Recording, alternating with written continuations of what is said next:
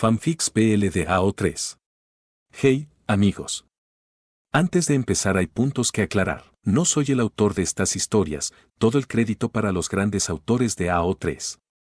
Si ves algo que no te gusta, no sigas viendo. No quiero arruinar tu día. Las historias contienen spoilers, contenido sensible, sheps que puede que no te gusten, etc. Si eres menor de 18 años no sigas viendo. No leo lloros. Recuerda que el respeto es fundamental, no hagamos bullying a los autores o a otros espectadores. Y, sobre todo, disfrutemos de estas increíbles historias. Vamos a la historia. Título, Sombras en la pared. Autor, December is Star. Fandom, Sherlock BBC. Ship principal, Sherlock Holmes x John Watson. Ship secundaria, ninguna. Etiquetas, ninguna. Resumen, traducción de Shadows on the Wall de Ara SYGN. Ion regresó de Afganistán psíquico. Spoilers del gran juego. El link del fanfic lo encuentran en la descripción. Eso empieza como un susurro en el entrenamiento básico, una pequeña voz interna que comenta justo antes de que él tome una decisión. Como cuando Miers, el presumido de las puntuaciones perfectas, dispara lo que todos creen es el cartucho completo y la vocecita dice espera.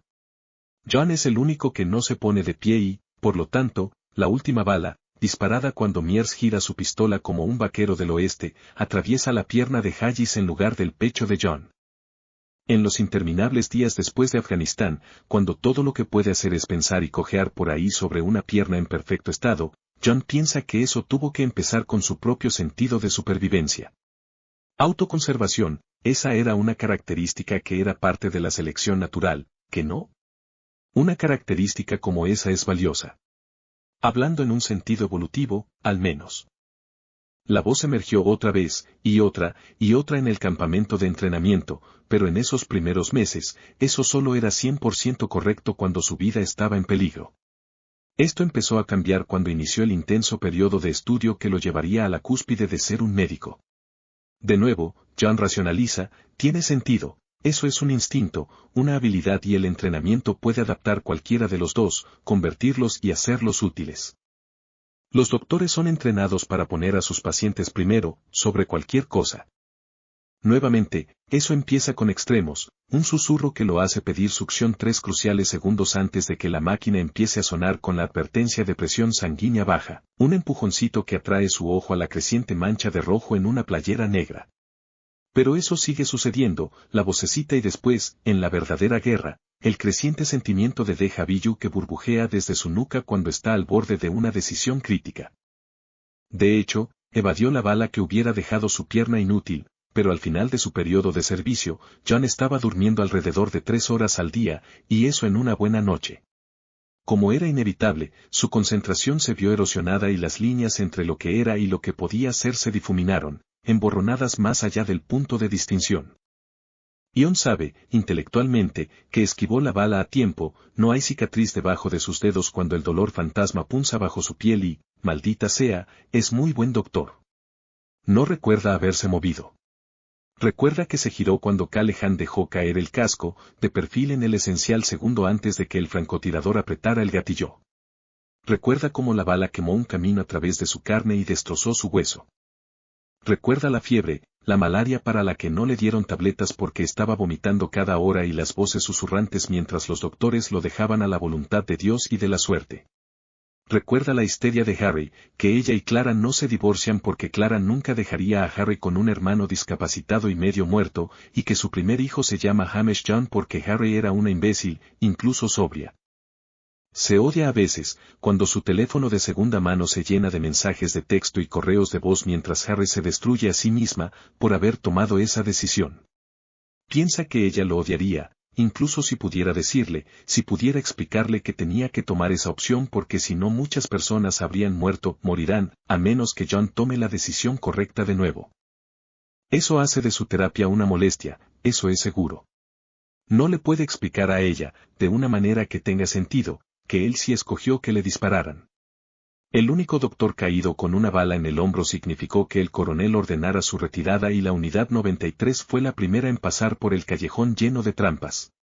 Sus chicos estaban bien descansados y alertas, y vieron el artefacto explosivo improvisado antes de alguien saliera herido. Ion se aferró al recuerdo de la mitad de su maldita unidad, vivos y completos y llevándole burdas tarjetas de que te mejores en lugar de tirados en ese estúpido pedazo de tierra polvorienta en tiras de carne destrozada. Se aferra a todo lo que le ayude a distinguir, a todo lo que sea diferente y específico. El temblor en su mano izquierda no es shock, no es trastorno de estrés postraumático o cualquiera de las 1000 cosas que ella sugiere y que John pretende que es, esperando a un hombre que le diga a la cara que no lo es. Regresa a Londres después de Afganistán y Dios, vaya que fue un error. Eso empezó en Londres, empezó el día que John Watson juró dar la vida por su reina y su país. Si él creía que eso era algo más que un desgraciado error genético, se desengañó el primer mes de su regreso a Londres. Él no cree en Dios, no el Dios de las oraciones antes de dormir y la misa los domingos. Si Dios existiera, si Dios tiene algo como eso, entonces él está loco. Ion no cree en nada más. Cae en una rígida rutina, si no tiene detonantes, entonces eso no actúa y él puede fingir que eso no existe. Entonces Stanford choca contra su cuidadosamente estructurada vida con una sola e incrédula pregunta. ¿John Watson? Casi sigue caminando, pero eso llena su mente y está fuera de práctica, no lo puede empujar de regreso antes de tener 2 instantes de posibilidad. Un John Watson no se detiene, sigue alejándose con su cojeo y Mac, que es todo buenas intenciones, lo deja ir, y 5 días más tarde, ese John Watson se dispara en la sien con su revólver ilegal del ejército. El otro John Watson se da la vuelta y deja que Mac se presente de nuevo y 5 días más tarde, ese John Watson está corriendo por una calle, luchando contra la risa porque él dijo que no se deberían de reír en escenas del crimen y no tiene ni su bastón, ni su cojera. Y al fin, John Watson conoce a Sherlock Holmes. Sherlock, con su usual arrogancia, asume que John tartamudea después de la pregunta porque está sorprendido u ofendido. John no le dice que es porque tiene 2 específicas revelaciones chocando contra su mente. La primera es él no es yo. No es como yo, pero es brillante, porque sí, Sherlock es un genio loco que hace con su cerebro lo que el eso de John hace, pero él lo controla. La segunda es me voy a enamorar de ti. Cuando Sherlock le muestra el departamento y sonríe con timidez, John le regresa el gesto y se pregunta si se dará cuenta alguna vez. Sherlock es brillante. Ion no miente cuando llama a su compañero de departamento, amigo, fantástico. Corre detrás de los problemas, arrastrando a John y al pobre Lestrade con impaciencia detrás de él. Tiene un hermano que piensa que John puede temer hombres en traje y que, a menos que John logre encontrar un rastro para que Sherlock deduzca, será asesinado en 2011 por el verdadero archienemigo de Sherlock. A John le cae bien, aunque siente que no debería. Mycroft es prueba de que los únicos para Sherlock son los locos y John encaja en el remolino que es la vida del detective consultor como si Sherlock le hubiera estado guardando el lugar. Ion no piensa así con frecuencia. No puede. Después de la horrendamente incómoda conversación en el restaurante, decide calmar a Sherlock. Ion necesita a Sherlock más de lo que Sherlock necesita a John, así que recae en él la obligación de evitar que las cosas se pongan incómodas. Actúa como el hombre heterosexual, le pide una cita a toda mujer que encuentra, que en realidad no quiere salir con él, e intenta encontrar el futuro correcto, pero eso no funciona. No así. John lleva un taxi, la mitad de la policía metropolitana y los servicios de emergencia a donde el taxista llevó a Sherlock. Pero eso susurra en su oído, y John va por el otro corredor y ve por la ventana. Sherlock va a tomarse la píldora. Sherlock morirá. El taxista envenenó ambas píldoras. Sherlock va a morir a menos que. El arma se siente ligera como una pluma y John apunta sin pensar. Sabe que va a dar en el blanco, sabe que el tiro no es uno mortal, pero el taxista de todos modos estará muerto para cuando Lestrade llegue al cuarto. Aún así dispara. Sherlock lo resuelve, obviamente, pero, para la gran sorpresa de John, no le dice a Lestrade. Cubre a John y le sonríe como si John fuera extraordinario. Ion lo ve y sabe en ese momento, puede saborear la adrenalina, y claro. Ese es el momento en el que John se enamora. Lo esconde, desvía a Sherlock hacia una discusión con su hermano porque ese es quien John Watson es ahora. Sabe, con exactitud, que tan delgada es la línea en la que Sherlock camina entre la fama inmortal y la ruina absoluta, y se dedica a mantener a Sherlock centrado. Y funciona, y está bien. Entonces John abre la puerta del refrigerador una mañana y la cabeza cortada que está descansando en la repisa de abajo habla con voz rasposa. Buenos días.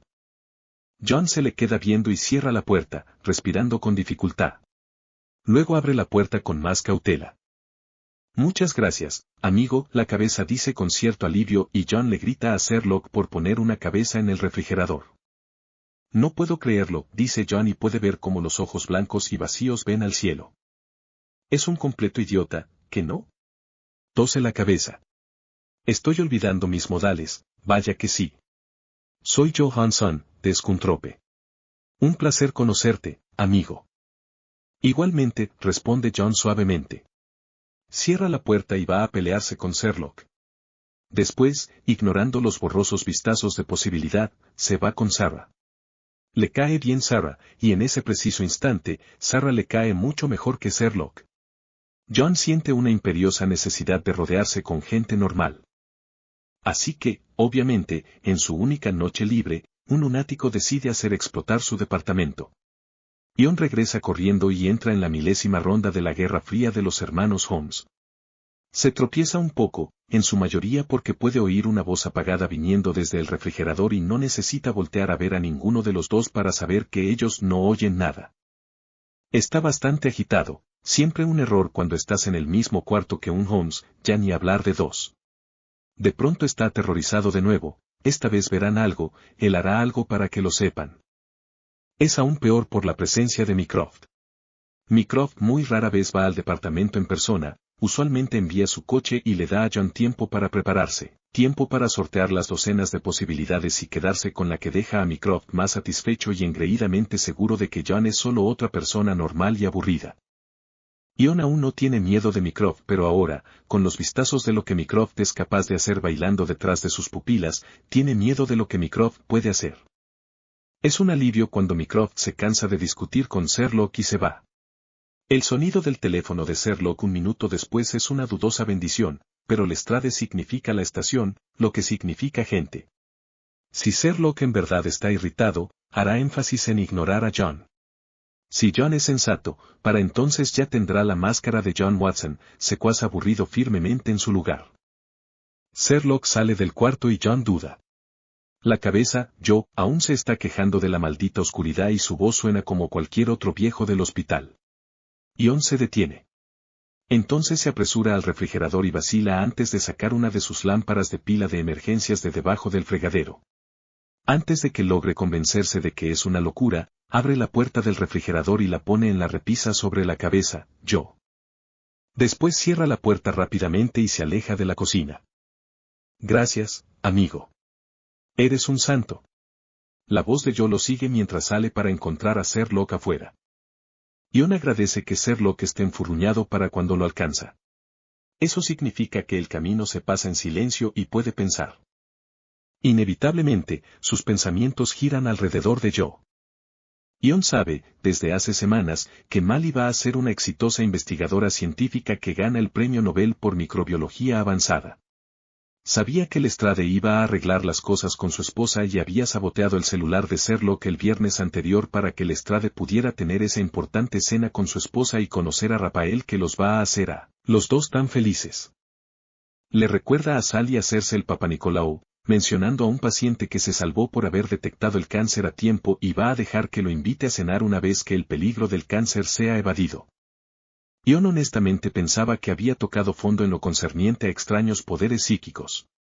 Nunca le había hablado un cuerpo y, como médico en Afganistán, había visto más que suficientes. No es como si yo fuera siquiera un cuerpo de verdad, no, solo era una cabeza cortada puesta en su refrigerador por un detective sociópata determinado en traumatizar a su compañero de departamento. Es más que suficiente para volver a cualquiera loco. Ion de pronto piensa en el ordenado montón de prescripciones que ella firma y él llena para luego echarlas por un inodoro público cada semana y se pregunta, tal vez por primera vez, si no solo se está volviendo loco. La estación de policía es un alivio, lo único muerto ahí son las plantas y John ha sido malo con ellas toda su vida. Aún así, no puede evitar el alivio que lo recorre cuando ninguno de los helechos disecados le habla. Sherlock recorre la estación, John asintiendo con gesto ausente hacia las varias personas que reconoce mientras se apresura a seguirlo. Anderson no está trabajando, la esposa ha empezado a sospechar de la aventura y la llevó a un espontáneo fin de semana romántico. Pudo haber funcionado, pero el dueño del hostal tiene buena memoria para las caras y piensa que Sally se merece algo mejor. Sally le sonríe y John se muerde el labio mientras piensa, tal vez ya es tiempo de presentarle a Harry.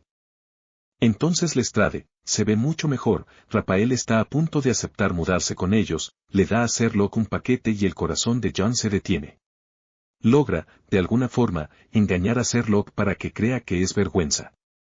Sherlock está demasiado enredado en el sobre como para poner la suficiente atención para notar la mentira. Los ojos de John están pegados al teléfono y todo lo que puede oír es el sonido de la arena deslizándose entre sus dedos. Está nervioso, extremadamente alerta en una forma en la que no lo ha estado desde que le dispararon. Los viejos hábitos regresan con fuerza, incluso su caminar cae en el familiar ritmo militar y su muslo punza con suficiente dolor para hacer que sus pasos pierdan simetría. Sería evidente para cualquiera que lo conociera de verdad, pero Sherlock es el único que lo conoce así ahora y está demasiado encantado con su nuevo rompecabezas como para notar que un golpeado y viejo soldado está teniendo una rabieta. En el fondo de la mente de John, empieza una cuenta regresiva. Tic tic tic. Sigue a Sherlock a las entrañas de su hogar y se queda muy quieto en el pequeño y mohoso cuarto. Los zapatos se sienten como trampas, como bombas y él no tiene cuidado, tenso y agitado cuando habla. Casi le da un paro cuando el celular suena y el cuarto se pone gris por un instante. La conversación es una agonía. John tiene que apretar la boca para contener un grito. La mujer, Elaine Duggs, 39, madre soltera, 2 niños, uno en la universidad y otro en el bachillerato. Trabaja en Barclays y sus colegas le están organizando una enorme fiesta sorpresa para su cumpleaños número 40 y su equipo está juntando para pagarle unas vacaciones de verdad, está casi histérica. Está rezando, jadeos silenciosos que piden piedad bajo las palabras sollozadas y Dios, John no puede hacer esto. Sin embargo, tiene que hacerlo, así que sigue a Sherlock al taxi con los zapatos metidos con mucho cuidado en una bolsa de papel café que John le pide a la señora Hudson. Lestrade asiente hacia él mientras Sherlock detiene un taxi, manténme informado, de acuerdo, y John sonríe con incomodidad mientras regresa el movimiento. Obviamente Sherlock lo arrastra derecho a Barks y John honestamente quiere matarlo por ello. Todo un laboratorio lleno de pedazos y fragmentos de la humanidad y todos ellos están hablando. Como si eso no fuera suficiente, John puede sentir la desesperación de Elaine Duggs deslizándose alrededor de los bordes de su mente y está gruñón y sensible, y Jem, el vil y repugnante Jem, se le escapa por completo. John pudo, incluso entonces, haberlo detenido. Pudo haber sabido, con el tiempo suficiente, que Jem era Moriarty y el débil olor a cloro no era de Jem, sino de los zapatos que Sherlock le pasa. John ha podido nadar toda su vida, en su mayoría en ríos o en el mar y Dios, nunca había pensado en cuánto arde el cloro o en cómo se sienten los pulmones cuando están llenos de agua, en cómo el corazón se acelera y late y lucha contra el agua. Toma 3 minutos morir ahogado. Se sienten como 3 años. John casi puede sentir el pánico y la confusión del niño, las 1001 cosas que desea haber hecho mejor. Ofrece un tenso resumen de lo que puede probar que los zapatos le dicen. Un niño grande que cuidaba sus zapatos, lo primero que compró con el dinero de su trabajo en el supermercado, tenis a la antigua, los 80s y vaya, John había olvidado el horrible olor de la laca para el pelo, y lo gastados que estaban, amaba nadar, pero correr era algo que podía hacer con su papá. Lo que John no dice es, su nombre era Carl y era un buen chico, ocasionalmente desconsiderado, ocasionalmente cruel, y alguien lo había matado, en la forma más agonizante y dolorosa que podían, y ni siquiera había sabido quién había sido. Te ha saltado casi todo lo importante, pero, en fin. Debería de haber reglas, decide John con amargura. Nunca ha estado tanto tiempo con Sherlock mientras eso está funcionando y es más difícil seguir siendo el secuaz tonto cuando la verdad está golpeando la parte trasera de su cabeza. John no es como Sherlock, el encuentro con la viuda, que solo está en parte molesta y en definitiva espantada de que ese loco con la policía signifique más entrevistas, no le gusta el frío en esa época del año, lo prueba más allá de cualquier duda. John no puede apagar y encender emociones así. Lo mejor que puede hacer después de casi 16 años en las Fuerzas Armadas, 7 años y medio en ese infierno arenoso llamado Afganistán, es fingir que está bien cuando su mente está gritando que algo va a pasar ahora. Aún con todo eso, apenas ha podido engañar al sociópata que no lo está viendo por más de 3 segundos por minuto. Aún lo hace temblar de anticipación. El hombre del carro no está muerto, John lo sabe de inmediato. La sangre es demasiado vieja y no hay dolor saliendo de ella, no fue un ataque, más bien un ataque de grafiti grotesco. Apenas está empezando a coagular, algo que no tiene sentido y John apenas voltea a su teléfono cuando los insistentes mensajes de texto de Mycroft empiezan a llegar. Está aplastando el ruido dentro de su cabeza cuando Sherlock lo arrastra a coches llanes. Está corriendo para alcanzar el metro cuando la bufanda de Sherlock se afloja, desnudando un modesto triángulo de piel en la base de su garganta. John tiene una imagen en alta definición y a todo color del sabor dulce / diagonal salado de su piel y cómo se torna un delicado tono rosado bajo la más ligera presión de los labios de John. John casi se cae de la plataforma y Sherlock tiene que jalarlo físicamente hacia el tren. Está demasiado cerca y John cierra los ojos e intenta detener la avalancha de imágenes. No se opone a los hombres, sexualmente hablando, aun siendo en su mayoría hipotético por los últimos 10 años, pero Sherlock es tan opuesto a su tipo, que es ridículo. A John le gusta que sus hombres sean más grandes que él, fuertes y hoscos, el tipo de persona que puede aplastarlo contra la cama y esconderlo del mundo si así lo desea u ocupar todo el espacio debajo de John si no. Por lo tanto, John no entiende por qué eso insiste en llenar su cabeza con el ardiente estiramiento de sus músculos interiores y con moretones en su cadera hechos por esos largos y elegantes dedos. Se remueve en su asiento mientras Sherlock exige saber cómo John se logró tropezar en las 2 pulgadas de espacio entre la plataforma y el tren. John murmura algo poco convincente sobre su pierna y Sherlock resopla. John lo sigue, como en un sueño. La entrevista es estremecedoramente repulsiva. El hombre detrás del escritorio, nombre real Bernard Copen, 34 condenas, buscado por romper los términos de su libertad condicional pero ya estará muy lejos para cuando Lestrade llegue, es algo venenoso. No es en realidad su compañía pero alguien tan listo como Sherlock se ha esforzado mucho en hacer que parezca que lo es. John tampoco hubiera visto los signos, pero los estaba buscando. Sherlock quiere regresar al laboratorio. John, exhausto, no puede enfrentar la idea de escuchar el débil y confundido susurro de los riñones de la señora Cavendish preguntando en dónde está y si sus nietos han ido a visitarla. Bueno, no es como si me necesites para eso o sí. Sherlock lo ve con los labios, el sabor amargo del café y los bizcochos de canela, apretados. Supongo que no. ¿Podrías checar algo por mí? Necesito que... John memoriza lo que Sherlock quiere, ya filtrándolo para saber qué es lo que está buscando y en dónde tendrá John que buscar para encontrarlo, va a tener que hackear mi 6 otra vez. Mejor usar la laptop de Sherlock para que Mycroft no sospeche.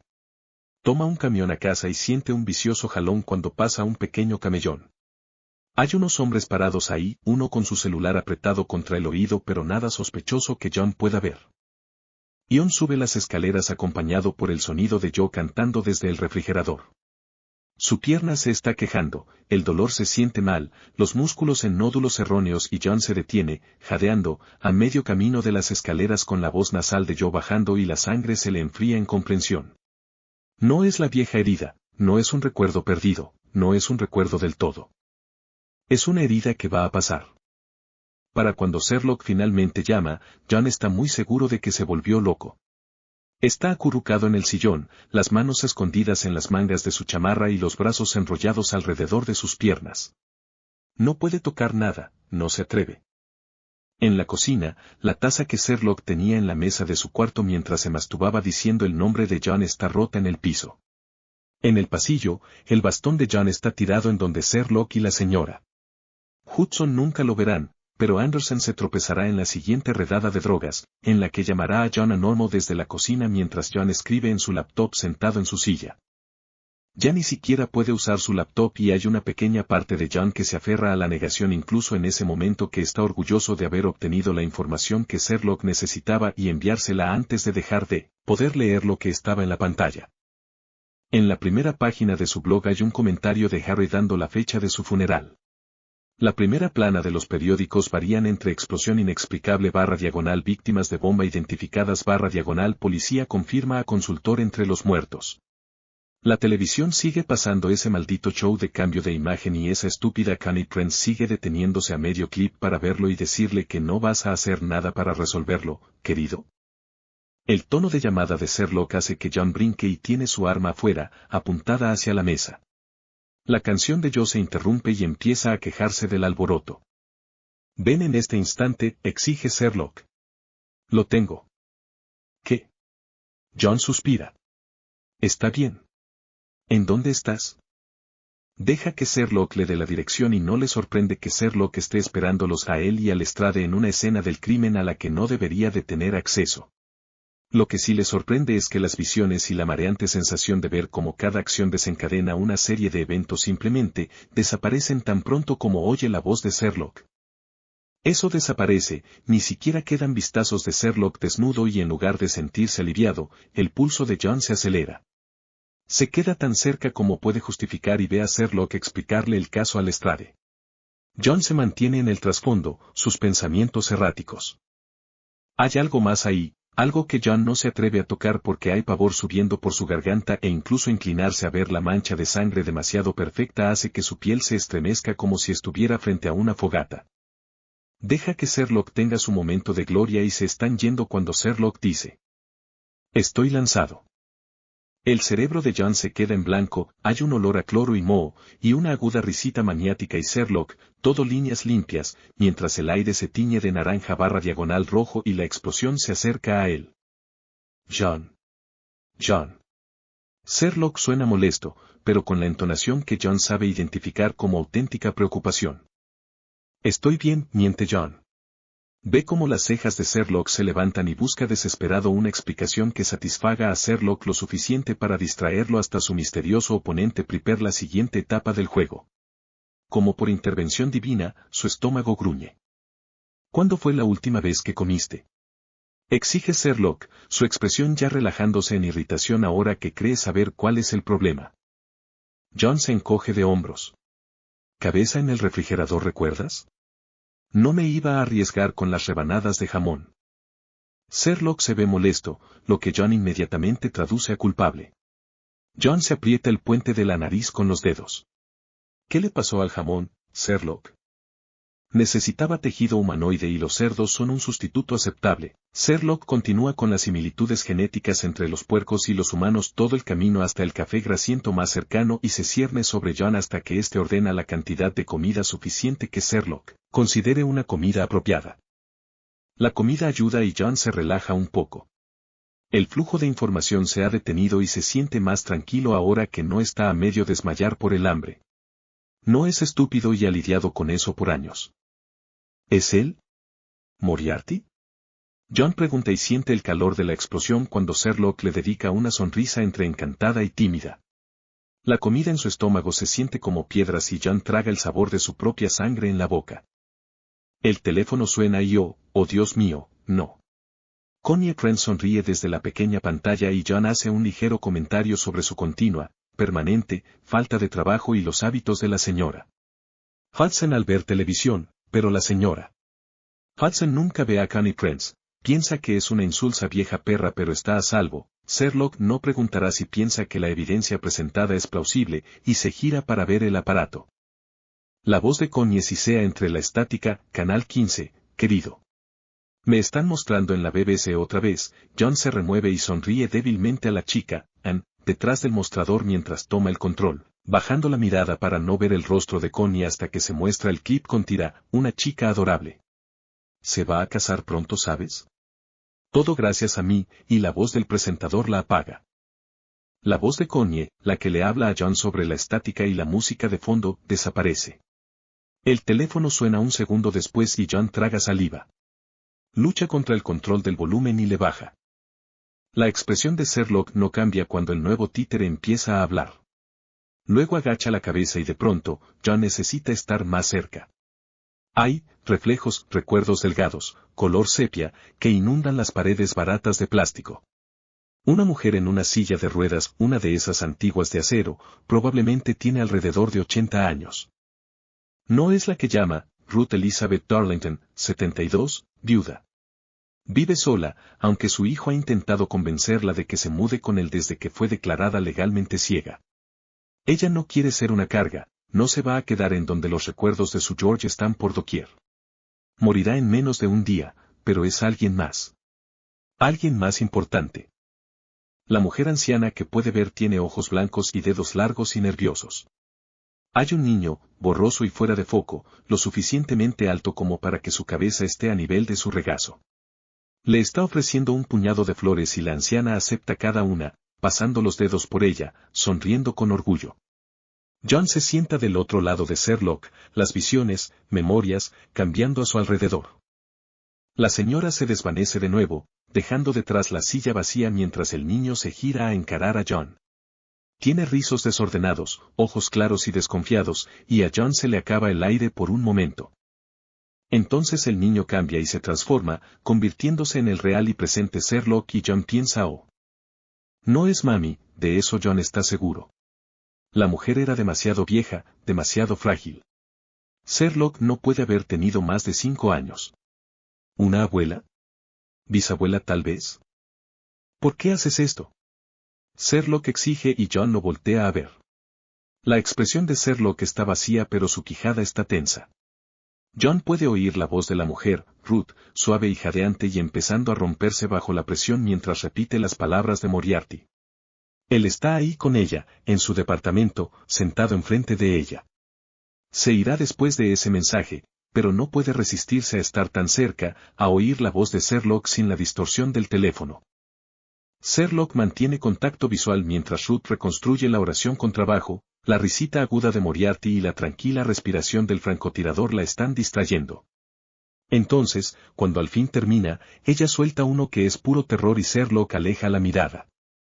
Por un segundo, John ve al niño, enroscado en la silla de ruedas vieja con ojos rojos pero secos, entonces Sherlock baja el teléfono, le lanza a John una mirada inescrutable, volteándose a ver la televisión.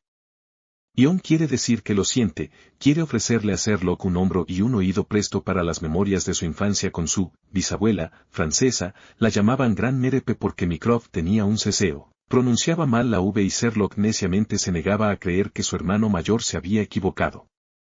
Pero no lo hace porque Sherlock no aceptará ninguno de los dos, incluso si no estuvieran en público, incluso si John pudiera explicar cómo sabe. Sherlock está viendo el clip de Connie Prince de nuevo, respirando un poco más rápido mientras sus manos se crispan casi imperceptiblemente.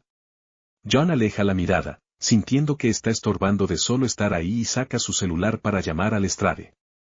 Tienen que ir a la morgue y John, aún atrapado en ese destello de emoción momentáneo, no logra pensar en una excusa por la que tendría que esperar afuera o regresar al departamento hasta que ya es demasiado tarde.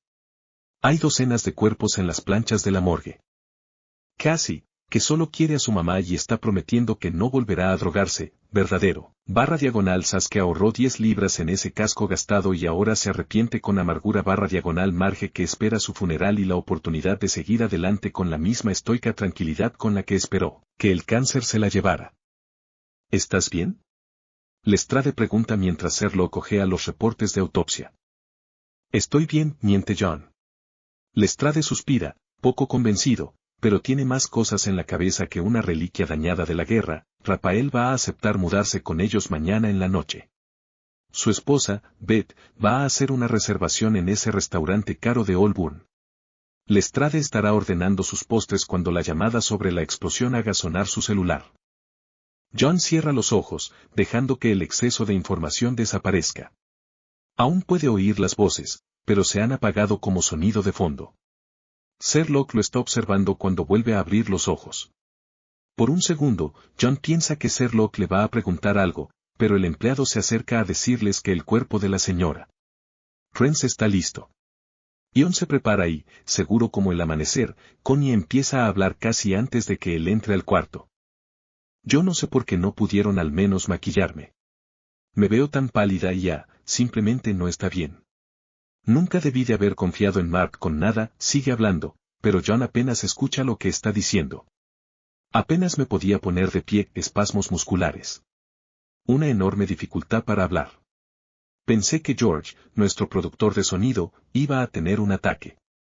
No pude respirar por casi un minuto, laringoespasmo. Sabes, creo que fue un ataque al corazón. No lo fue, John lo sabe. Baja la mirada a su cuerpo y puede ver en donde se concentró la bacteria, pequeños puntos rojos. No hay nada cerca del corte en la mano. Estaba haciendo jardinería, eso dijo Lestrade, pero John ha estado escuchando a Connie desde anoche y su idea de jardinería involucra sentarse a dejar que su hermano haga todo el trabajo mientras ella toma una limonada con vodka. Jardinería. Raúl, que se veía simplemente encantador sin playera. ¡Qué desperdicio!, Connie siempre pensó. Sherlock dice algo sobre la herida y John voltea a verlo. ¿Cuánto tiempo tendría que haber incubado la bacteria? De 8 a 10 días, John responde, había dejado de poder esconder los espasmos hace 4 días. Sherlock sonríe y John se siente lento y estúpido mientras todas las piezas encajan. La herida ha sido infligida después de su muerte. Se va cuando Sherlock lo manda a investigar al hermano, dejando los susurros de los muertos detrás. Llama a la señora Hudson para preguntar si puede buscar la dirección por él. Le dice un poco del caso y la señora Hudson no dice nada un momento. ¿Pondré la tetera entonces, no? Eso sería encantador, gracias señora Hudson. John sonríe. Muy útil tener una exagente de Mi-6 como casera. Mark Prince le lanza un vistazo a John e insiste que su asistente lo deje pasar. John lo sigue a la sala con un creciente sentimiento de temor. Casi deja ir su disfraz temporal, gracias señora Hudson, cuando el hombre se sienta junto a él. No hay visiones ni nada, por lo que le toma a John varios segundos darse cuenta de que Mark está coqueteando con él. John no ha estado en una situación así desde su último periodo de servicio y lo agarra completamente desprevenido. El maldito gato se trepa a su regazo de nuevo, irradiando pena y miseria, y John tiene una idea.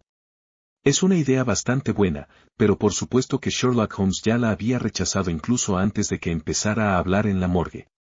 John considera un momento golpear a Sherlock en la cara, esa horrible casa, ese pobre gato, pero Sherlock quería tiempo, quería ganarle una al terrorista. Aún así, necesita cada gramo de autocontrol que posee para no preguntar si Sherlock hubiera sido tan pinche listo si el rehén no le recordara a su bisabuela, pero Sherlock está siguiendo a Lestrade hacia la oficina y no hay nada que John pueda hacer fuera de seguirlo. Eso regresa, inundándolo en el instante en el que pone un pie dentro del cuarto. Lestrade ha estado trabajando también, trabajo útil lo llama Sherlock. Sherlock explica la evidencia en detalle, hablando de los documentos proporcionados por su amiga del ministerio, Susan, que le debe una a Sherlock por haberle presentado a su hermano, quien la va a hacer primer ministro en 10 años, y Lestrade pone a caminar la información por los canales oficiales. John piensa en Raúl. Mark no lo amaba, nunca amó a los muchachos que su hermana le llevaba, pero eran tan bonitos, tan amables, le gustaban, que era por lo que ella los llevaba. La amó a ella primero, por supuesto. Primero y último, y el pobre tonto de Raúl va a morir en una pelea en la prisión un mes antes de su juicio, sin saber. John se para a un lado del escritorio, los ojos en la alfombra y deja que los dos expertos trabajen. Deja de enfurruñarte, John, Sherlock dice mientras abre las claves cifradas de su sitio web, parece ser una contraseña de 32 dígitos a primera vista. Moriarty sabe cómo utilizar una computadora y probablemente ya vio las trampas y rastreadores en los primeros 2 niveles de encriptación. No va a ver el tercero. ¿Enfurruñarme? John quiere reír. ¿Por qué tendría que enfurruñarme? Tu incomodidad al ser el objetivo amoroso de un hombre gay hace que tus afirmaciones previas de que estás bien con los hombres gay sean un poco menos plausibles. Sherlock observa y Lestrade suspira. Mi incomodidad, como tú lo pones, no fue porque era gay y tú no eres gay, así que no cuentas, dice John, ignorando la serie de imágenes y el eco de los dedos largos y rápidos de Sherlock en el interior de sus muslos. ¿Qué te hace pensar eso? Sherlock está escribiendo rápidamente, sin ver a John, y este resopla. Bueno, puede que lo seas, pero, fuera de tu sentido de la moda, en verdad lo dudo, John responde antes de darse cuenta.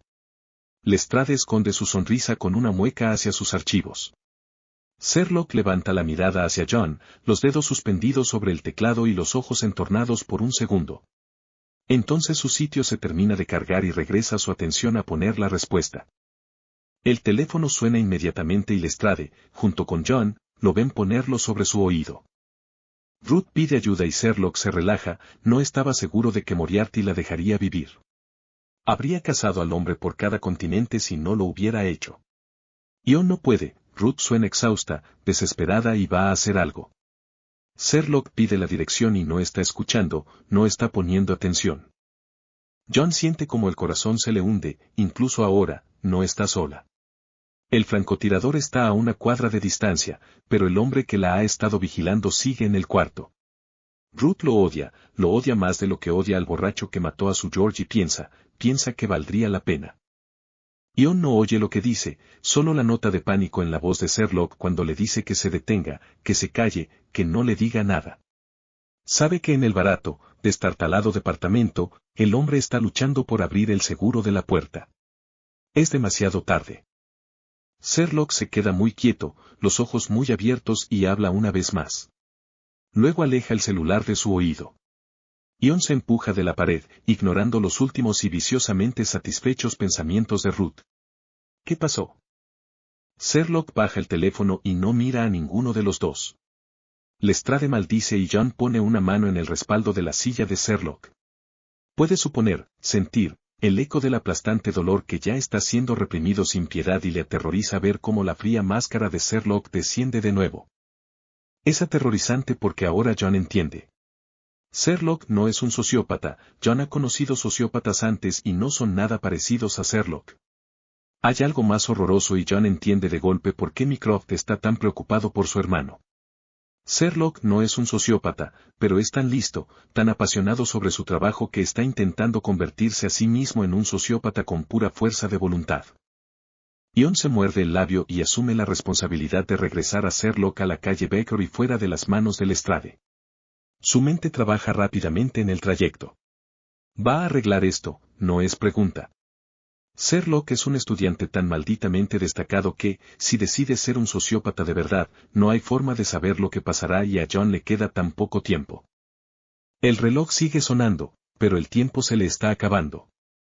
Sherlock no habla en el camino a casa dentro del taxi. John no intenta hacerlo hablar, demasiado distraído por los mareantes flashazos de futuros potenciales. Casi ninguno de ellos tiene sentido, lo que significa, John piensa mientras sigue a Sherlock por las escaleras, que hay 1.000.000 de futuros posibles dependiendo de la conversación que John sabe que necesitan tener. Dentro del departamento, Sherlock da vueltas por el cuarto, aventando su abrigo y negándose a prender alguna de las luces. John se quita su propio abrigo y se dirige a la cocina. Joe sigue cantando y el cráneo le está acompañando con una aguda armonía. John regresa a la sala y gira el cráneo a otra dirección. El cráneo deja de cantar y se empieza a quejar en un tono nasal que destroza los nervios de John como un rallador de queso. Eres un maldito idiota, lo sabes, ¿verdad? John aprieta los dientes, no responde, ni siquiera parpadea y regresa a la cocina. La mirada de Sherlock pesa sobre él mientras se mueve, pero está distraído y John casi puede ver cómo Sherlock reprime las emociones y los recuerdos y tiene que morderse la lengua hasta que le sangra para detenerse de preguntarle a Sherlock por qué está haciendo eso. Necesita más tiempo para planear, pero ver cómo la fachada de Sherlock el maldito Holmes es reconstruida tan rápidamente lo está dejando con un sentimiento de tristeza de que su ventana de oportunidad se está cerrando. No reacciona cuando el cráneo lo llama maricón y mamón desde su lugar sobre el mantel. En lugar de eso, pone la tetera y abre el refrigerador. Un tipo raro, ¿no crees? Joe comenta, tan alto que los hombros de John se tensan por un momento, creyendo irracionalmente que Sherlock lo va a oír. No hay leche, John, Sherlock le dice, petulante y exasperado, como si John estuviera haciéndose el tonto a propósito. Y no hay, responde John con calma, respirando profundamente y se gira de nuevo para apagar la estufa. Sherlock se está volteando hacia la televisión cuando Joe dice: En verdad tu novio es un pendejo. John se detiene y cierra los ojos. El cráneo se carcajea. Están hechos el uno para el otro, si me lo preguntas. Nadie te preguntó. Nadie te va a preguntar nada. John piensa maliciosamente porque las jodidas noticias están empezando y el presentador le está hablando al mundo de la fuga de gas mientras piensa en que quiere llamar a su vieja mamá y que se va a parar en la iglesia que está de camino en el almuerzo para decir una oración por las víctimas y lo culpablemente aliviado que se siente de que su mamá no viva en esa unidad de departamentos. Mycroft no está detrás de la historia de Tapadera, al menos no directamente.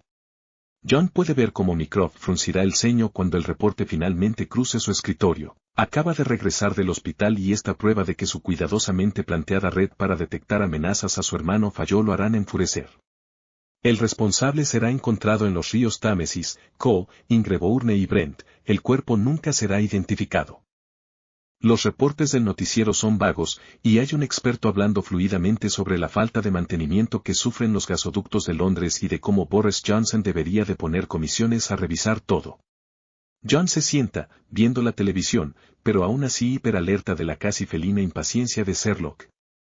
Un viejo edificio de departamentos, John señala, inútilmente porque no puede dejar de pensar en Ruth o en lo satisfecha que estaba.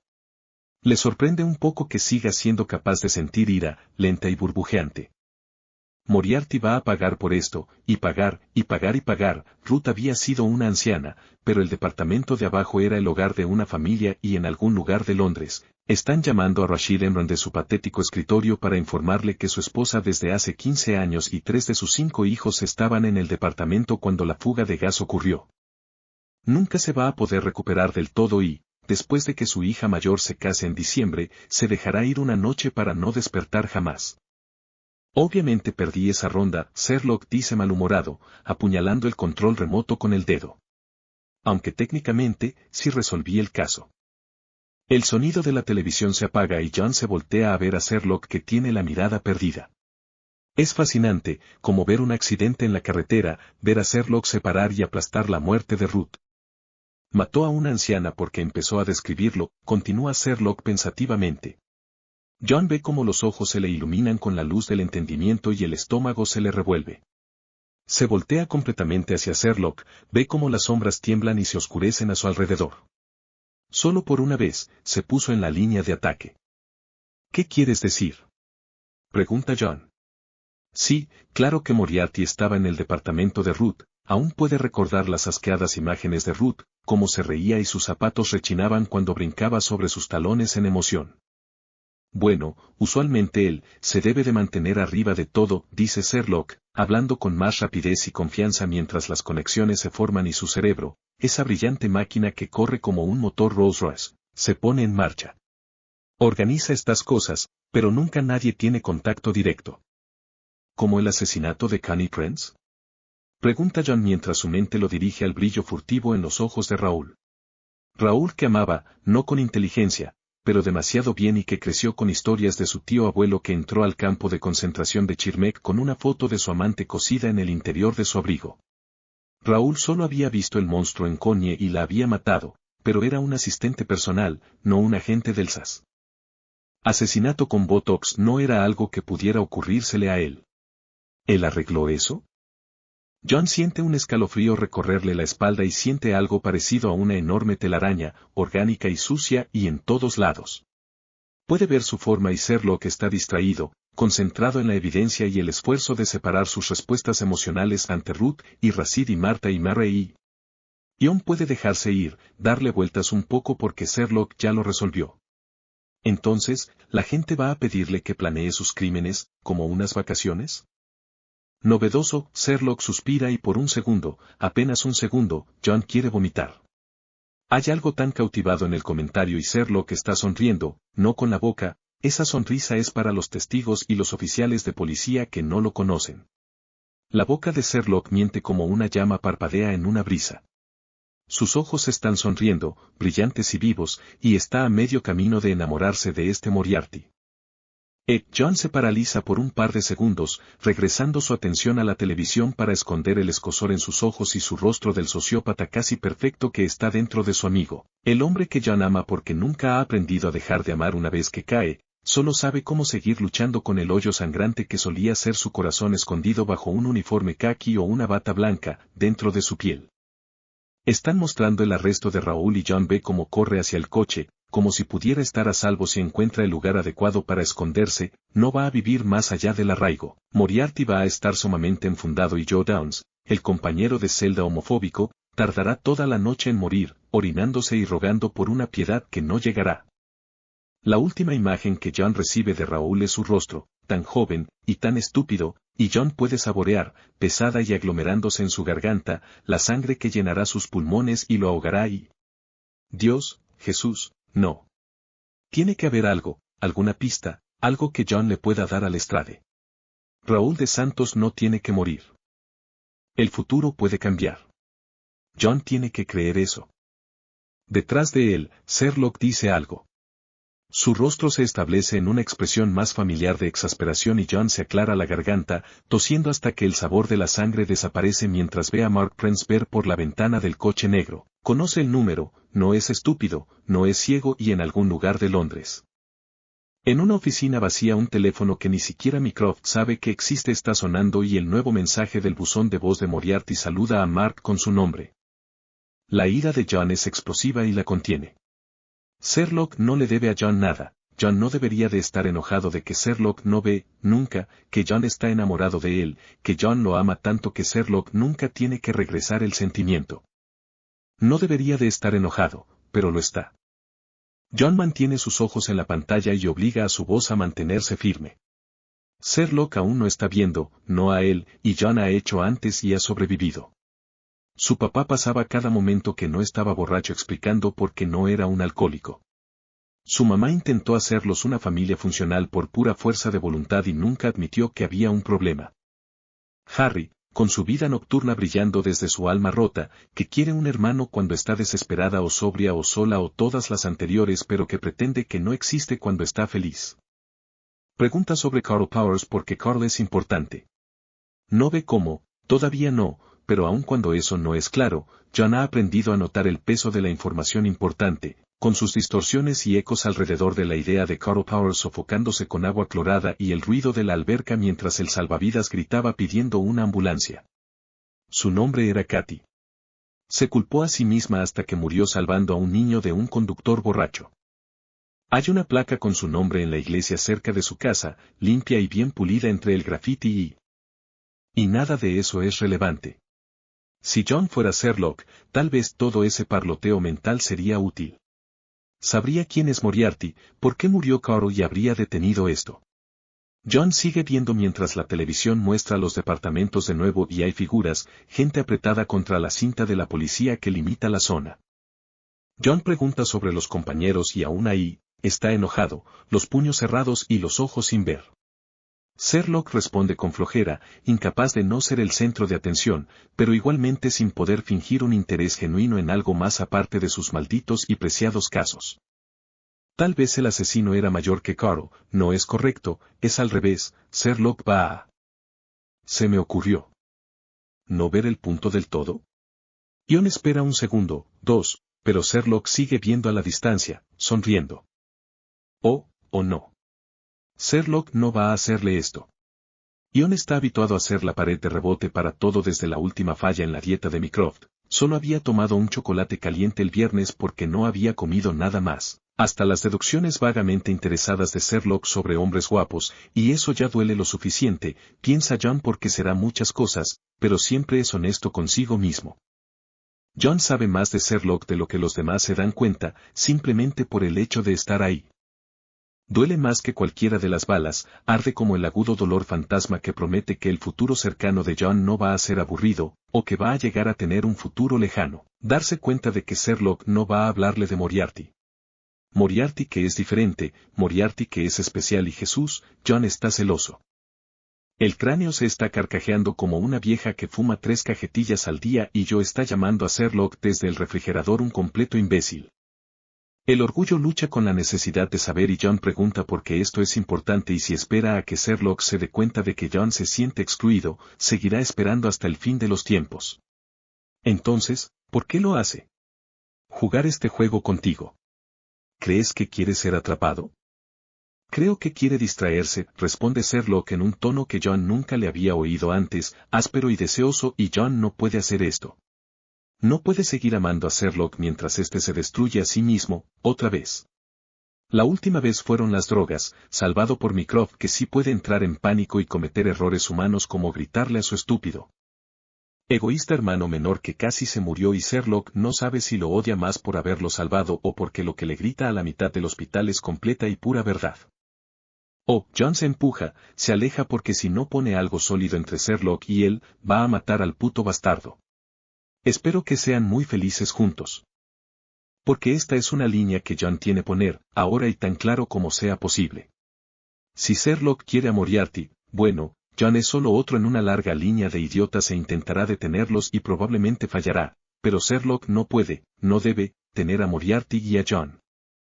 No es cuestión de hacerlo elegir, Sherlock ya eligió, y John nunca ha sido suficiente, ni siquiera para una persona normal. El dolor se transforma en enojo, más caliente, más fuerte, y a la mierda, piensa John. La voz perturbada de Sherlock detiene a John. ¿Perdón? ¿Qué? Suena perplejo en esa manera molesta que tiene cuando John está siendo demasiado común para soportarlo y John explota. Sherlock utilizará el conocimiento de John, ganado con mucho esfuerzo, de su profesión, pero en momentos como estos, John se pregunta si Sherlock en verdad es tan increíblemente ignorante de lo que un doctor es. Prometo solemnemente consagrar mi vida al servicio de la humanidad. Hay vidas en juego. Grita John, y en su cabeza lo oye como el eco del mayor Reginald Desiel, el doctor que le había enseñado cómo todas esas mamadas de la escuela se traducían a vida o muerte en el frente. Había sido su maestro desde las líneas escocesas, aunque en el caso de John, había sido más teórico que otra cosa. Era el mejor doctor que John ha conocido en su vida. Sherlock, vidas humanas. Otorgar a mis maestros el respeto y la gratitud que merecen. Dasiel era la única persona a la que John le había intentado decir, había tenido apenas 23 años, aún un estudiante de medicina corriendo detrás del mayor / doctor, impresionado y aterrorizado por la tormenta del desierto y la realidad de la guerra. Había tartamudeado y luchado con sus palabras, intentando, y fallando, advertirle sin entregar su secreto, y Reginald Desiel murió en la arena rodeado por el ejército y la vida que había amado. John aún va a poner flores en su tumba cada jueves que está en Londres. Ejercer mi profesión dignamente y a conciencia, velar solícitamente, y, ante todo, por la salud de mi paciente. ¿Es que no te preocupa en lo más mínimo?, exige John, porque se está muriendo. Necesita alguna señal de que el acto de sociópata de Sherlock no se ha convertido en realidad, porque Dios sabe que no tiene nada sobre lo que sostener sus esperanzas en este caso. ¿Eso ayudaría a salvarlas?, pregunta Sherlock con frialdad, como si John estuviera siendo increíblemente estúpido solo para molestarlo. Más que eso, se ve ofendido, como si John hubiera dicho algo que no fuera verdad. Mantener incólume, por todos los medios a mi alcance, el honor y las nobles tradiciones de la profesión médica, considerar como hermanos a mis colegas. No, responde John, tenso. Es la verdad, lógica y racional. Entonces seguiré sin cometer ese error. Sherlock lo ve casi con desprecio, y John sabe que Sherlock es más listo que él, más confiado y mejor en incontables maneras, pero John nunca aceptará que ser un ser humano normal y empático es algo de lo que debería de avergonzarse. ¿Y lo encuentras fácil?, pregunta John antes de que pueda calmarse lo suficiente como para considerar su táctica o una forma de aproximarse al problema. Sí, mucho. ¿Te sorprende? No, no. Hacer caso omiso de credos políticos y religiosos, nacionalidades, razas, rangos sociales y económicos, evitando que se interpongan entre mis servicios profesionales y mi paciente. Te he decepcionado, dice Sherlock, viendo a John como no lo ha hecho desde el primer rompecabezas. Sí, es una buena deducción. Sí, John se ríe un poco, todo tan claro a la luz de sus esperanzas ardiendo.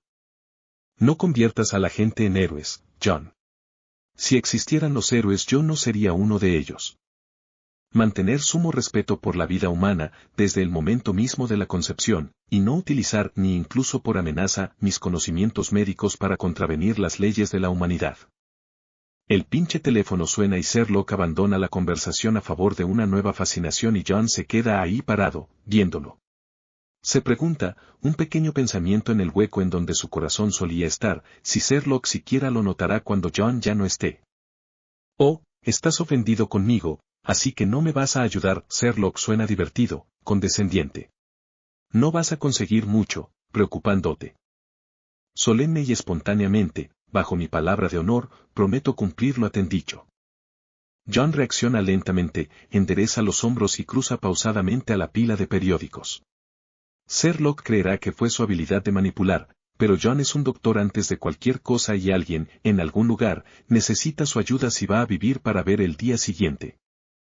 Ion puede salvarlos, o ayudar al menos, y John juró salvar toda vida que pudiera salvar. ¿Qué es un corazón roto en comparación con salvar una vida? Los papeles están borrosos, gris apagado y John se tiene que concentrar para poder leer las letras. Hay un suicidio, Rachel Kane, 15, tomó la única ruta de escape que los matones no le habían cerrado. Por los últimos segundos de su vida, estaba volando libremente y eso fue suficiente, sin importar lo que viniera después, que Sherlock rechaza agitando una mano. Dos niños apuñalados en Stoke Newington, dice John con voz apagada. Michael Brady y Mohammed Bartholomew, que jugaban fútbol juntos y murieron cuando una bola de muchachos con demasiada cerveza barata y cristal quemándoles las neuronas, los atacaron porque estaban caminando juntos por la calle. Un hombre encontrado en las vías del tren, Andrew West. John levanta la vista de ese. Andrew West va a ser importante, justo como Carol lo era, y espera que Sherlock lo note ahora que Mycroft no está merodeando alrededor de él. Nada. Escupe Sherlock como si estuviera leyendo la mente de John, no la está leyendo, y llama a Lestrade. John baja la mirada a su pila de papeles y no le sorprende que la llamada impaciente de Sherlock de frutos. Puede que a Lestrade no le caiga bien Sherlock la mayoría del tiempo, pero confía en sus instintos. John no escucha la conversación, solo observa las letras del periódico y espera a que Sherlock se vaya a la chingada o a donde sea que le espere un cuerpo. Será, no mejor porque nada puede hacerlo mejor, pero más fácil si John tiene tiempo de recuperarse. Solo necesita tiempo para reconstruir la máscara, para resolver qué es lo que Sherlock quiere de él cuando necesita enviar a alguien a hacer el trabajo aburrido pero necesario que el gran Sherlock Holmes no se puede molestar en hacer él mismo. Necesita tiempo para ubicarse, tiempo para esconderse y no va a poder encajonar sus sentimientos heridos a menos que tenga tiempo. John. Sherlock está esperando cerca de la puerta con el abrigo y la bufanda puestos. ¿Lestrade te encontró algo? John pregunta tranquilamente. Sí, ¿qué no estabas escuchando? Sherlock frunce un poco el ceño y John cierra los periódicos mientras se niega terminantemente a levantar la mirada. Intento no escuchar conversaciones que no son asunto mío, responde John con cuidado. Cortesías inútiles, gruñe Sherlock, acercándose un poco más hasta estar encumbrado sobre John. Sería intimidante si John no hubiera tenido toda su vida para acostumbrarse a ser el niño más pequeño de su clase y después de su unidad. Si hubieras escuchado, sabrías que lo encontró. ¿Lo encontró? El cuerpo, John, y ahora Sherlock está exasperado y John respira tranquilamente. No será responsable de lo que le haga a Sherlock si éste tiene el descaro de enojarse con John. Pon atención.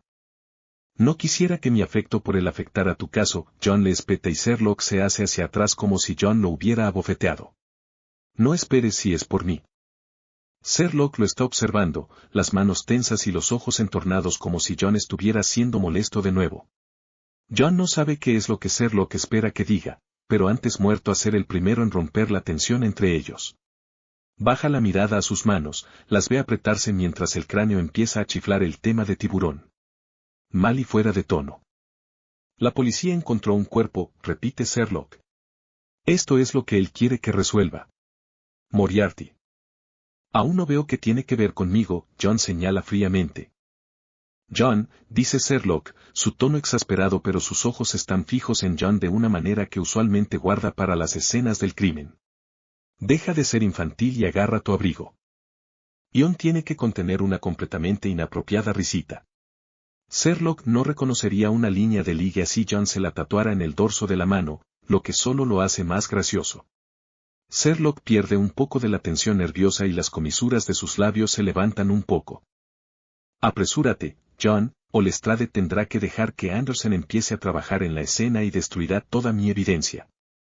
John parpadea hacia Sherlock que está ofreciéndole su abrigo y por primera vez no está comentando en los parches o en el gastado bolsillo interior. Tiene el presentimiento, apenas discernible bajo todo el dolor y la diversión, de que hay otra conversación sucediendo ahí que no está viendo. John suspira y se levanta. Oh, de acuerdo. El viaje en el taxi pasa en un extraño silencio. Ion está viendo por la ventana. No le gustan los taxis, enormes cajas negras que se sienten como un frágil transporte blindado de pesadilla, y John está buscando francotiradores, horriblemente consciente de lo expuestos y vulnerables que están. Moriarty se intensificará, tiene que intensificarse para probar que es mejor /diagonal más listo /diagonal en control. Es su debilidad. Sherlock ni siquiera lo voltea a ver y John intenta, de verdad intenta, impedir que eso le moleste. El cuerpo le pertenece a Alex Wallbridge, que está resignado a estar muerto y a ser el objeto de estudio de Sherlock. No está enojado, uno de esos de vive y deja vivir, piensa John. Era un guardia de seguridad, tropezó con algo con lo que no debió de haber tropezado y está seguro de que es obra del conservador. John siente que debería de felicitar a Alex por lo bien que lo está manejando. Supongo que es de esperarse, le confía a John, que lo ve desde arriba mientras Sherlock extiende su impresionante red de deducciones y Lestrade piensa con anhelo en su cálida, y decididamente ocupada, cama. John casi lo felicita cuando recuerda que se supone que no sabe de Rafael.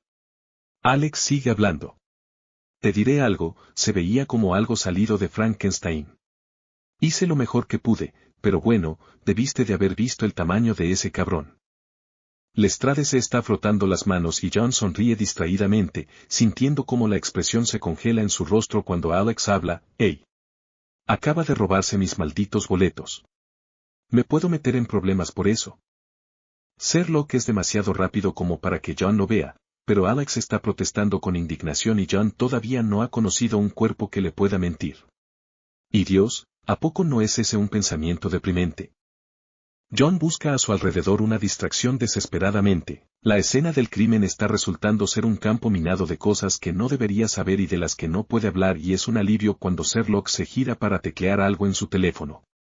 Ion acepta el movimiento del Lestrade de aprobación y la oportunidad de separar lo que puede admitir que sabe de lo que no debería de admitir. Alex Woodbridge, para la gente normal, está en sus 30s, en realidad, solo tiene 33, pero entre su obesidad y los inicios de diabetes, se ve mayor, no en la mejor de las condiciones. Apenas lleva 15 días yendo al gimnasio, el mismo tiempo que lleva a dieta, y murió por asfixia. Lo mató un hombre que parece un monstruo del museo de cera que no sentía ni siquiera el más mínimo interés en él como persona. Ion piensa que va muy bien cuando Sherlock interrumpe con su predicción y ni siquiera el buen humor, post-coito, de Lestrade es suficiente contra la interminable arrogancia de Sherlock. John no ha visto la pintura, pero el sonido de molestia que sale de Alex le dice que Sherlock está, sin importar lo insufrible de su comportamiento, una vez más en lo correcto. Así que interviene, rompiendo la incipiente pelea justo antes de que Lestrade le suelte un puñetazo. Los viejos hábitos son difíciles de matar y John nunca ha sido un instructor muy bueno, es demasiado suave. Aún así Sherlock responde, desenredando todo, paso a paso. Dirige su maravilloso fluir de inteligencia hacia John, ignorando a Lestrade. Es maravilloso y John se lo dice. Fácil, lo minimiza Sherlock, alejando la mirada, y ambos se sorprende cuando Lestrade habla. Ion baja la mirada a Alex Wallbridge y le promete en silencio que este Oscar Zanza va a pagar. Dile a Meg. Alex duda y John ve un poco de lo que quiere decir. Meg, que era dulce y divertida, y que lo convenció de ir al gimnasio y tomar ese curso de astronomía al que siempre había querido ir. Meg, que es sinónimo de amor y todas las cosas buenas, y siente como la euforia prestada se desvanece. Ve a Alex y recuerda por qué está haciendo esto y por qué nunca va a ser suficiente. Pobre hombre. Sherlock le lanza una mirada antes de que Lestrade empiece a hacer las cosas por los canales oficiales. El golem tiene su boleto comprado. Una salida silenciosa y tranquila por donde nadie lo verá. Inútil, pero sé de alguien que puede. Sherlock sonríe con crueldad y elegancia. Yo. Él se aleja, dejando a John para que lo siga. Ion ve a Alex y se apresura hacia él. Sherlock está acostumbrado a tener a John detrás de él, así que no nota cuando John saca su teléfono o como su mano izquierda está perfectamente quieta mientras teclea el mensaje. ¿Por qué no ha llamado? Sherlock exige dentro del taxi. Ha roto su patrón. ¿Por qué? John apenas le dirige una mirada de reojo, haciendo sonidos en los momentos apropiados. Ha regresado a ver el tráfico con los ojos entornados. Moriarty está distraído con Sherlock. La red de Moriarty está llena de hombres a los que no le gusta tener su mente maestra distraída.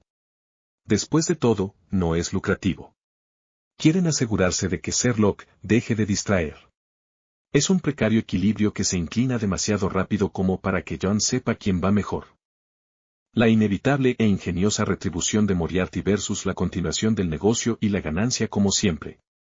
John está alerta, aprensivo y los dedos encogiéndose por un arma que no tiene con él.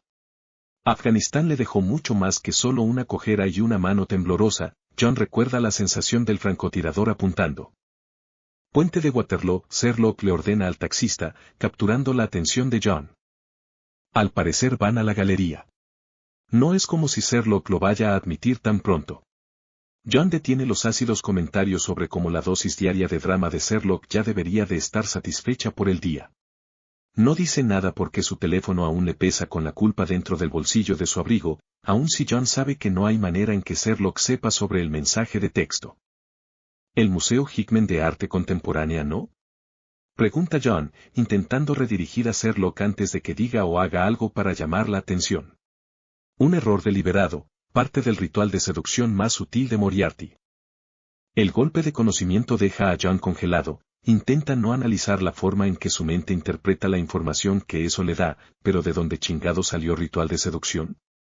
¿Qué clase de mente loca y desquiciada consideraría esto seducción? Fuera de la de Sherlock, piensa John y se odia por pensarlo. Afortunadamente Sherlock no tiene ganas de hablar, demasiado ocupado escribiendo en ese raído y viejo cuadernito que John le compró en Sainsbury's para compensar por el impulso de John de ignorar el verdadero problema.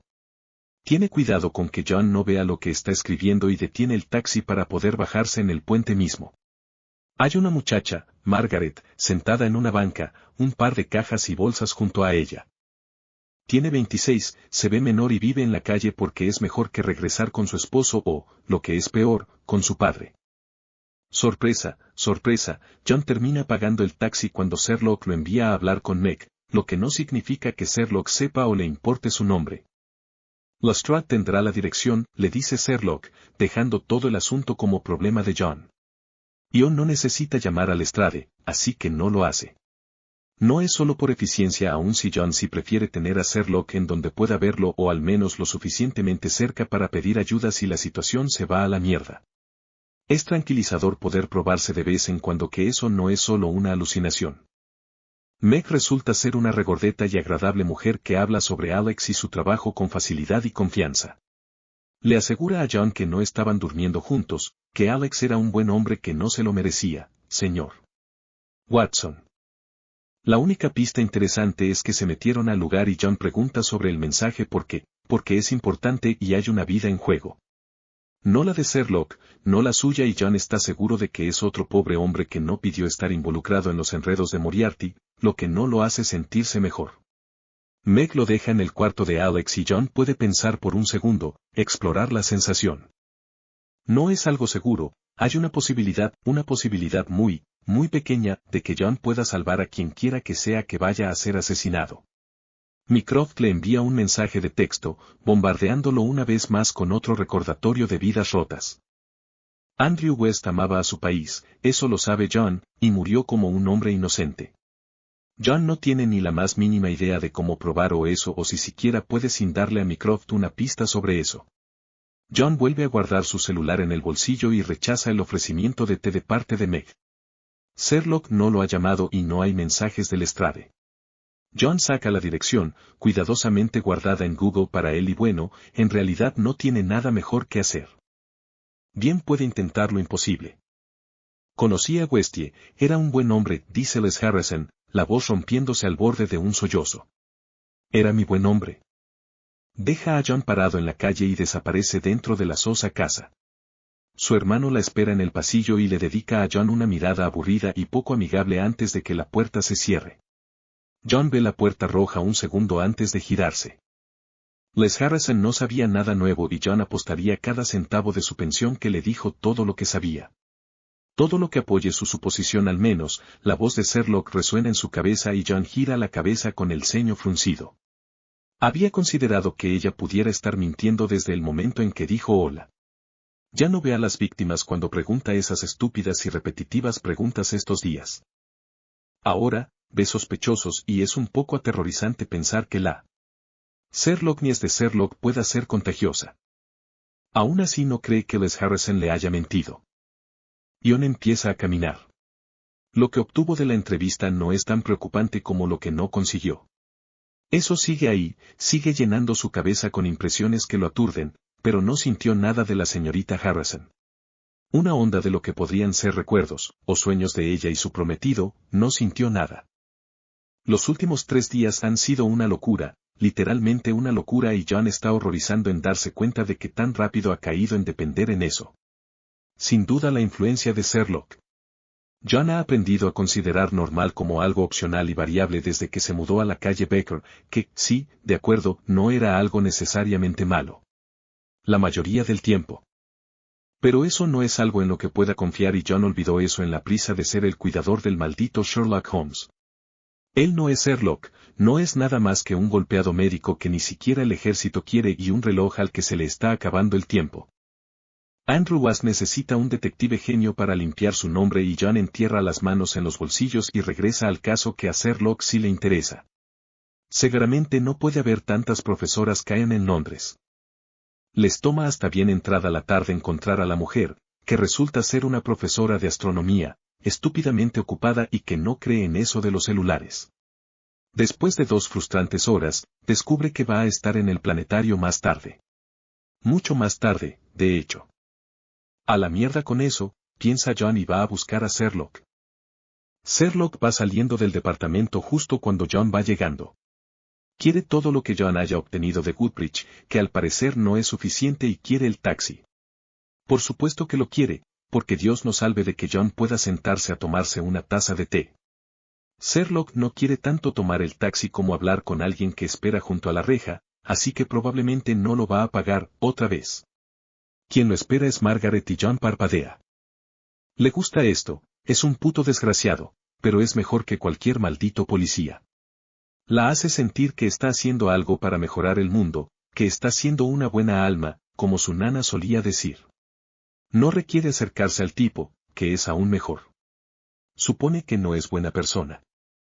Sherlock se vuelve a meter al taxi, y John suspira y lo sigue. No es como si tiene otra opción. Sherlock envía al taxi entre el tráfico y John ve por la ventana, los ojos entornados. Moriarty apenas está en ascenso, pero eso no significa que no sea una amenaza. No le habla a Sherlock. No hay nada que decir, y si Sherlock quiere saber qué fue lo que John descubrió, bien puede preguntarle. Sherlock le envía miradas de reojo mientras el taxi lucha contra los autobuses y John finge no darse cuenta. Cuando al fin llegan, Sherlock paga la tarifa, lo que es una agradable sorpresa, y totalmente desconcierta a John al notar las estrellas. Pensé que no te importaba, empieza John. No significa que no lo puedo apreciar, responde Sherlock, resuelto, y John está sobreanalizando eso. Después de todo, puede que a Sherlock genuinamente le gusten las estrellas o, tal vez, solo tal vez no es una causa perdida. John no intenta continuar ese tema. Escucha, Alex Woolbridge tenía un mensaje en su máquina contestadora en el departamento, dice John en su lugar, porque que a Sherlock le importe, aunque sean las estrellas, merece un refuerzo positivo. Sherlock ignora la información, lo que es bueno, fantástico, porque en cuanto John pone un pie después del primer arco, eso regresa con violencia. Esto es el viejo Londres, y John siente como años de historia lo rodean. Es un lugar silencioso y secreto. Prostitutas borrachas, almas desesperadas y toda la escoria de la ciudad ha pasado por aquí. El hombre en la esquina, Jack Mills, solía ser el mejor en su clase, pero no había suficiente dinero para que fuera a la universidad y la amargura había envenenado su vida. Se está muriendo por la heroína, no come, no duerme si puede evitarlo. Está pereciendo por neumonía, pero morirá de frío primero. A John le asombra, pero no le sorprende, la facilidad con la Sherlock puede interactuar con los vagabundos. Empezó en la universidad, Sherlock intrigado y atraído por los rechazados, aquellos que no solo fallaban en alcanzar los estándares de la sociedad, sino que además eran incapaces de hacerlo. Un recordatorio de lo bueno que era que él eligiera integrarse y lo que pasaría si no lo hacía. Se gira a ver, justo cuando Tsunza se pone de pie y maldita sea, Alex no estaba bromeando. Se ve como el hijo perdido del vampiro de Buffy y una jirafa. Ion se tropieza un poco, justo cuando éste se empieza a mover. El hombre impregna todo a un radio de 100 millas de él. ¿Y por qué, en nombre de Jesús, John no trajo su arma? Sherlock bien pudo haber esperado 3 pinches segundos porque John está muy seguro de que intentar pelear con el golem sin un arma los va a matar a los dos. Ion está pegado a la pared con Sherlock a su lado, buscando inútilmente su arma en donde debería de estar, si no hubiera sido tan estúpido como para haberla dejado en el departamento. Entonces Sherlock, el molesto, loco, maravilloso Sherlock, desliza su arma entre sus dedos y ¿sabes? Tal vez si logren ganar. No lo logran porque Moriarty aún no está dispuesto a cederlo todo. Una cosa es dejarles a un petrificado cliente, pero permitir que Sherlock ponga las manos en el golem sería otra situación completamente diferente. Tsunza tiene cuidadores, todo un equipo de pistoleros. Ucranianos con nada que perder, no son malvados pero su total falta de morales los han hecho invaluables para Moriarty. No son francotiradores entrenados, pero todos son buenos tiradores. John sabe que no va a poder salvar a la profesora Abigail Cairns en el momento en que las luces rojas del coche se desvanecen en la oscuridad de la noche londinense. Aún así lo intenta, porque no es Sherlock, frío y brillante, o Lestrade, gastado e inteligente, sino que es John Watson y como Harry solía decir, tiene necedad en donde debería de tener sentido común. La pelea en el planetario es puro caos, Tsunza no es estúpido y problemas como Sherlock son cosa seria. John deja que su arma caiga, Sherlock fallará, a pesar de estar a una distancia a la que John no lo haría. Cairns ya está muerta, John puede oír su voz susurrándole al oído y John quiere que Tsunza enfrente las consecuencias. La policía llega demasiado tarde y John no nota que la voz de Cairns se ha ido hasta mucho después de que se llevan su cuerpo en una ambulancia. Lestrade está distraído mientras Sherlock resuelve la última conspiración, el último rehén dando el conteo. El niño no está en peligro. 70% seguro. Moriarty usualmente no toca niños pero ni siquiera el hijo de su subordinado a cargo del oeste de Londres está seguro. Sacado de la casa de su madre, el niño ha pasado las últimas 11 horas jugando videojuegos y durmiendo, y apenas ahora se está dando cuenta de que algo no anda bien.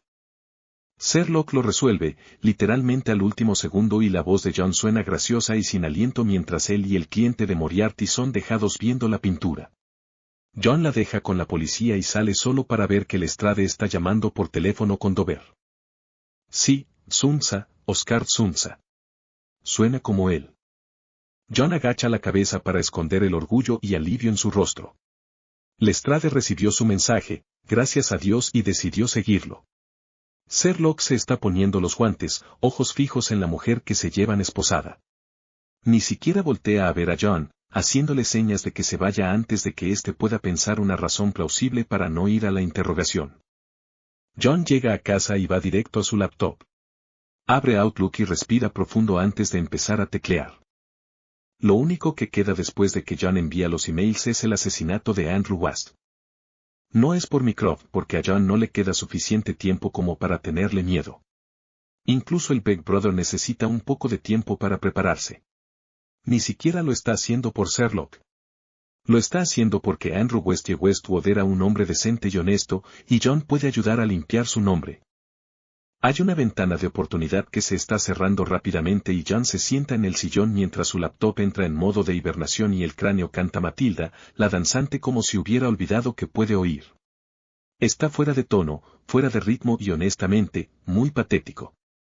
John no menciona la cantada, al menos ahoga el sonido del reloj acabándose. John tiene el malvado pensamiento de que el cráneo claramente aprendió de música con el violín de Sherlock, lo que es injusto. Sherlock sí puede tocar y tocar hermoso. Simplemente nunca lo hace. Pinche pendejo perverso, piensa John con afecto mientras se pone su abrigo y sale a molestar al policía de tránsito para que lo deje ver la escena del crimen. Tiene suerte y Hugh, el inspector del ferrocarril que lo deja entrar, parlotea sobre los suicidios y su egoísmo, en realidad no está enojado, pero cuando tenía 18 y su papá y él peleaban cada noche, salió a ver los trenes pasar a toda velocidad al pie de la colina y vio una salida que nadie le podía quitar. John ignora a Hugh hasta que se va y John saca su cuaderno y empieza a pensar lentamente en todo el crimen. Finalmente, John lo entiende, ve todo el maldito proceso en un glorioso momento, y Sherlock está ahí. El desgraciado ya lo resolvió, por supuesto, y John se siente un poco resentido. Entonces Sherlock sale volando y John queda atrapado detrás de él y están caminando mientras Sherlock resuelve todo en un monólogo sin aliento. John interrumpe una o dos veces y solo nota que ha estado bajando la calle cuando Sherlock sube las escaleras. Ion ya se está entrando en ese estado de distanciamiento antes de la batalla de un soldado entrenado cuando Sherlock abre la puerta y una ola de emociones e imágenes salen. Son increíblemente potentes, como si todo el departamento hubiera estado herméticamente sellado desde que West entró furioso por la puerta. Jesús, suspira John, tanto enojo / dolor / traición, Dios, ¿qué va a pensar Liz? Hermano amigo, confíe en ti. Sherlock entra al departamento delante de él y John busca las preguntas correctas. Pena, dolor, miedo, no puedo encontrar las palabras, no aguanto la manera en la que me miras, no. Me veas. Así, y Sherlock está viendo una mancha de sangre en el rellano de la ventana. John no puede pensar más allá de la pregunta que mandó su mente, la furiosa, adolorida necesidad de West de saber. Entonces, ¿por qué lo hizo? Son interrumpidos por el sonido de las llaves en la puerta. Saca su arma sin pensarlo, sin dudar, mientras los pensamientos justo antes de morir de Andrew West giran en el fondo de su cabeza y John podría dispararle a este hombre, en ese preciso momento y nunca sentir ni un ápice de culpa. Pero ese es West pensando, sus emociones y John las empuja y se queda detrás mientras Sherlock le saca la verdad a ese patético pedazo de hombre. Sherlock se lo lleva y John camina de regreso a Baker Street con la espalda derecha y los ojos al frente mientras Sherlock lo observa y envía mensajes desde su celular. Le toma horas y un curry bien caliente sacar los recuerdos de West, pero John puede ver a Sherlock, aún envuelto en su abrigo y su bufanda, gritarle a la tele y sonreír cuando hace una broma de Connie Prince. Es doméstico, pedestre y lindo. John juega en su computadora, extiende el momento tanto como puede. Ve a Sherlock, al departamento y piensa fui feliz aquí y le sonríe a Sherlock antes de irse a una cita ficticia con Sarah, que está segura en una cita con Tim de la clínica de rayos X y hubiera sido lindo decirle adiós, pero ella está a salvo y eso es suficiente. A la mitad de la calle, se detiene, medio segundo antes de que el arma descanse contra su nuca. Levanta la vista hacia la sonriente y horriblemente familiar figura frente a él. A su alrededor, todas las cámaras están oscuras y muertas. Ion respira con calma. Hola, Jem. A John lo empujan a la parte de atrás de una camioneta blanca con 4 enormes brutos, los ucranianos que sacaron al golem de los arcos de Vauxhall, todos armados y leales a Moriarty porque no tienen otra opción, cada uno tiene una recompensa de 6 dígitos sobre su cabeza en el Báltico. John Moriarty, porque si es Moriarty, los últimos retazos de Jem, el técnico gay de computación descartados una vez que se aseguró de que John entendiera, tiene las manos apretadas frente a él y está sonriendo. ¡Qué gusto verte! Ion se humedece los labios y no dice nada.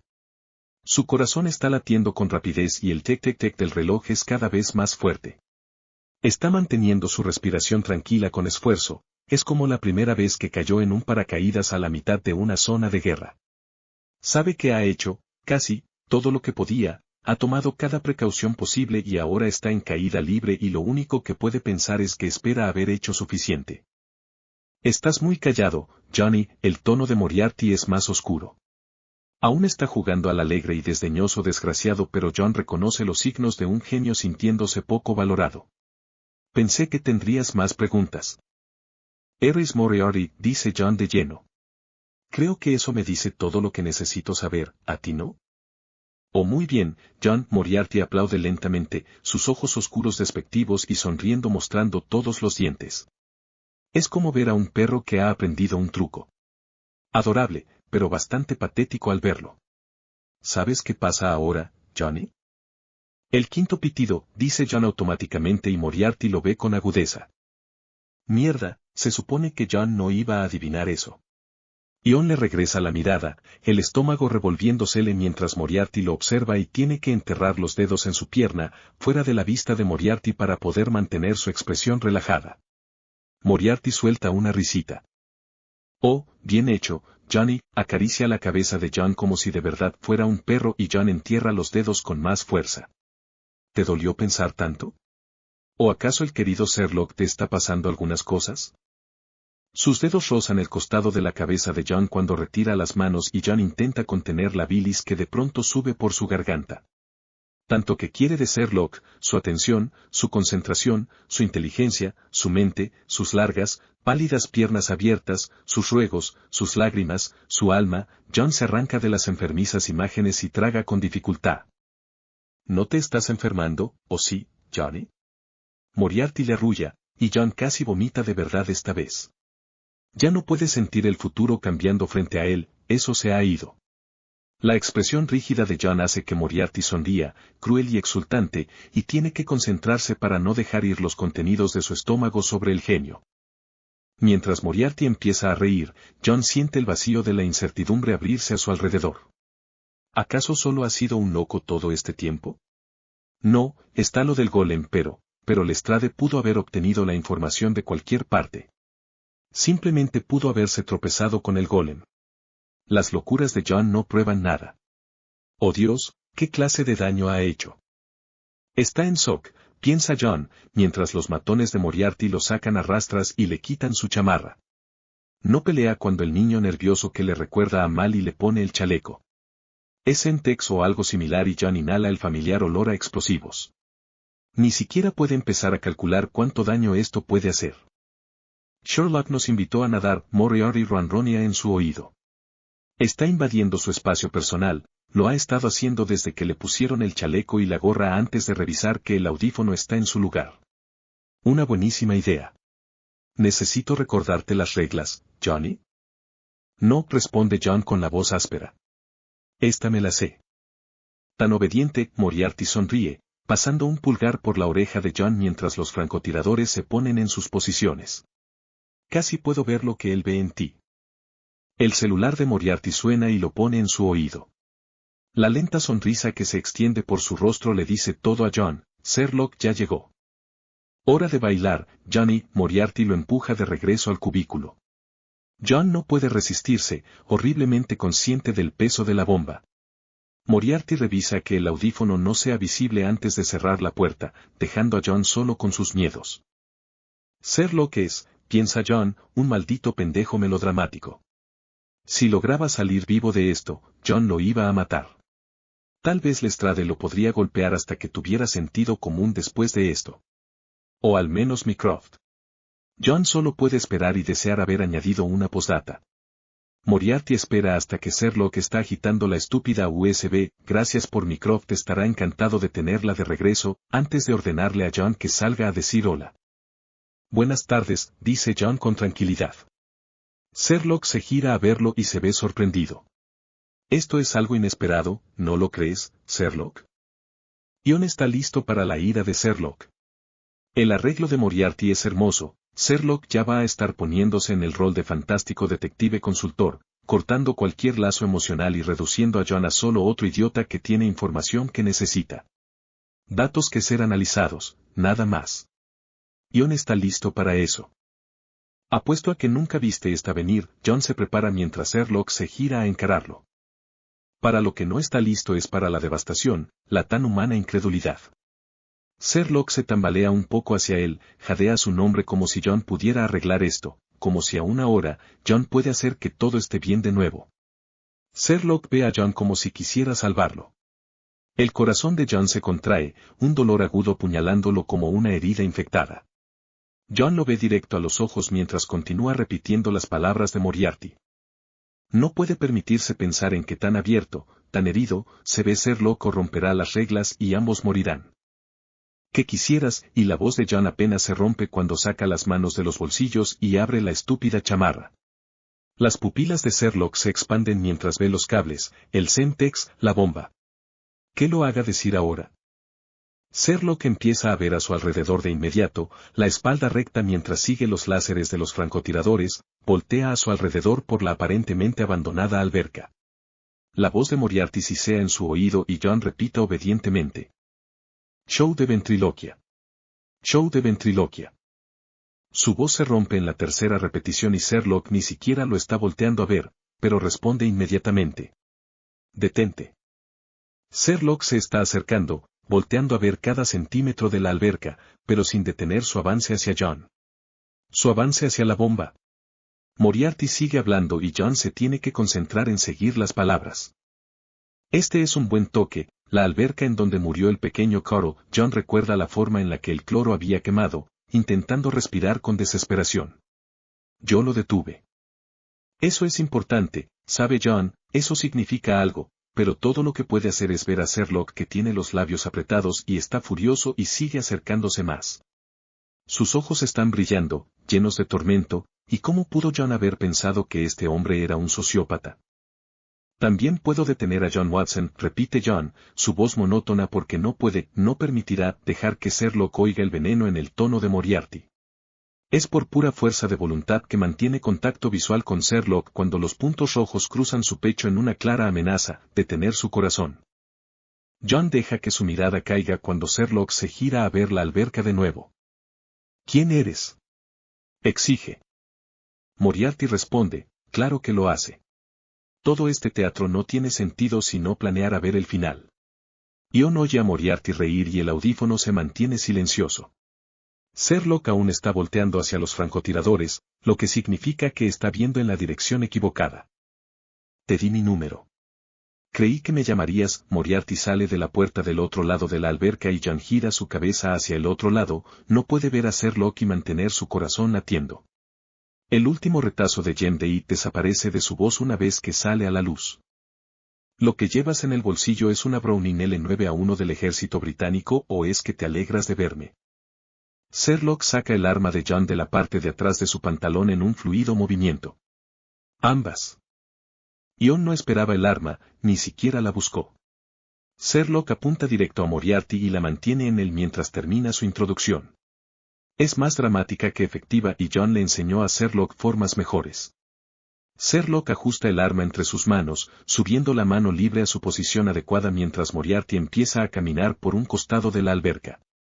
Los dedos de Sherlock se aprietan alrededor del arma mientras Moriarty se acerca. El punto rojo sube a la cara de John y ve la mirada nerviosa que le envía Sherlock con resignación antes de alejar los ojos de nuevo. No seas tonto, alguien más está sosteniendo el rifle, dice Moriarty, arrastrando las palabras, recuperando la atención de Sherlock. No me gusta ensuciarme las manos. Pinche mentiroso, piensa John. Moriarty sigue hablando, pero John está absorbiendo los recuerdos de Carl Powers, Elaine Duggs, Connie Prince, Ruth Elizabeth Darlington, Rashid Emran, Alex Woodbridge, Abigail Cairns y todas las otras víctimas sin rostro y la boca le sabe a sangre. Ellos no eran ni santos ni héroes, pero eran buenas personas que hacían lo que podían para seguir adelante. No merecían lo que Moriarty les hizo. Ion odia a Moriarty más en un incandescente segundo de lo que creía posible. Querido Jem. Por favor, ¿me ayudas a deshacerme de la horrible hermana de mi amante? Querido Jem, ¿por favor me ayudas a desaparecer en Sudamérica? Dice Sherlock, la luz del entendimiento brillando en sus ojos y John se concentra con firmeza en la puerta de salida detrás de él. Está como a 5 metros de distancia, piensa. En línea recta y John levanta la mirada a Sherlock y luego de regreso a la puerta. Ahora Sherlock sabe todo lo que necesitará para la guerra que se avecina y mientras Moriarty empieza a caminar de nuevo, John cierra los ojos y calcula ángulos y velocidades. La alberca es vieja y sólida, construida con ladrillos. No sobrevivirá a la explosión, pero absorberá la mayor parte del impacto. Cualquiera afuera debería de estar bien. He amado este juego, Moriarty está diciendo y las manos de John se crispan. No puede evitar fruncir el ceño y Sherlock le lanza otra mirada, regresándolos a Moriarty rápidamente. Jugar a Jem el informático, jugar a ser gay. ¿Te gustó el toque de la ropa interior? Ha muerto gente, dice Sherlock, en voz baja e intensa como si en verdad lo creyera, como si esa gente fuera importante. Todo el mundo se muere. Grita Moriarty. El eco muere. Te detendré, dice Sherlock y es una promesa. Gracias a Dios, es una promesa.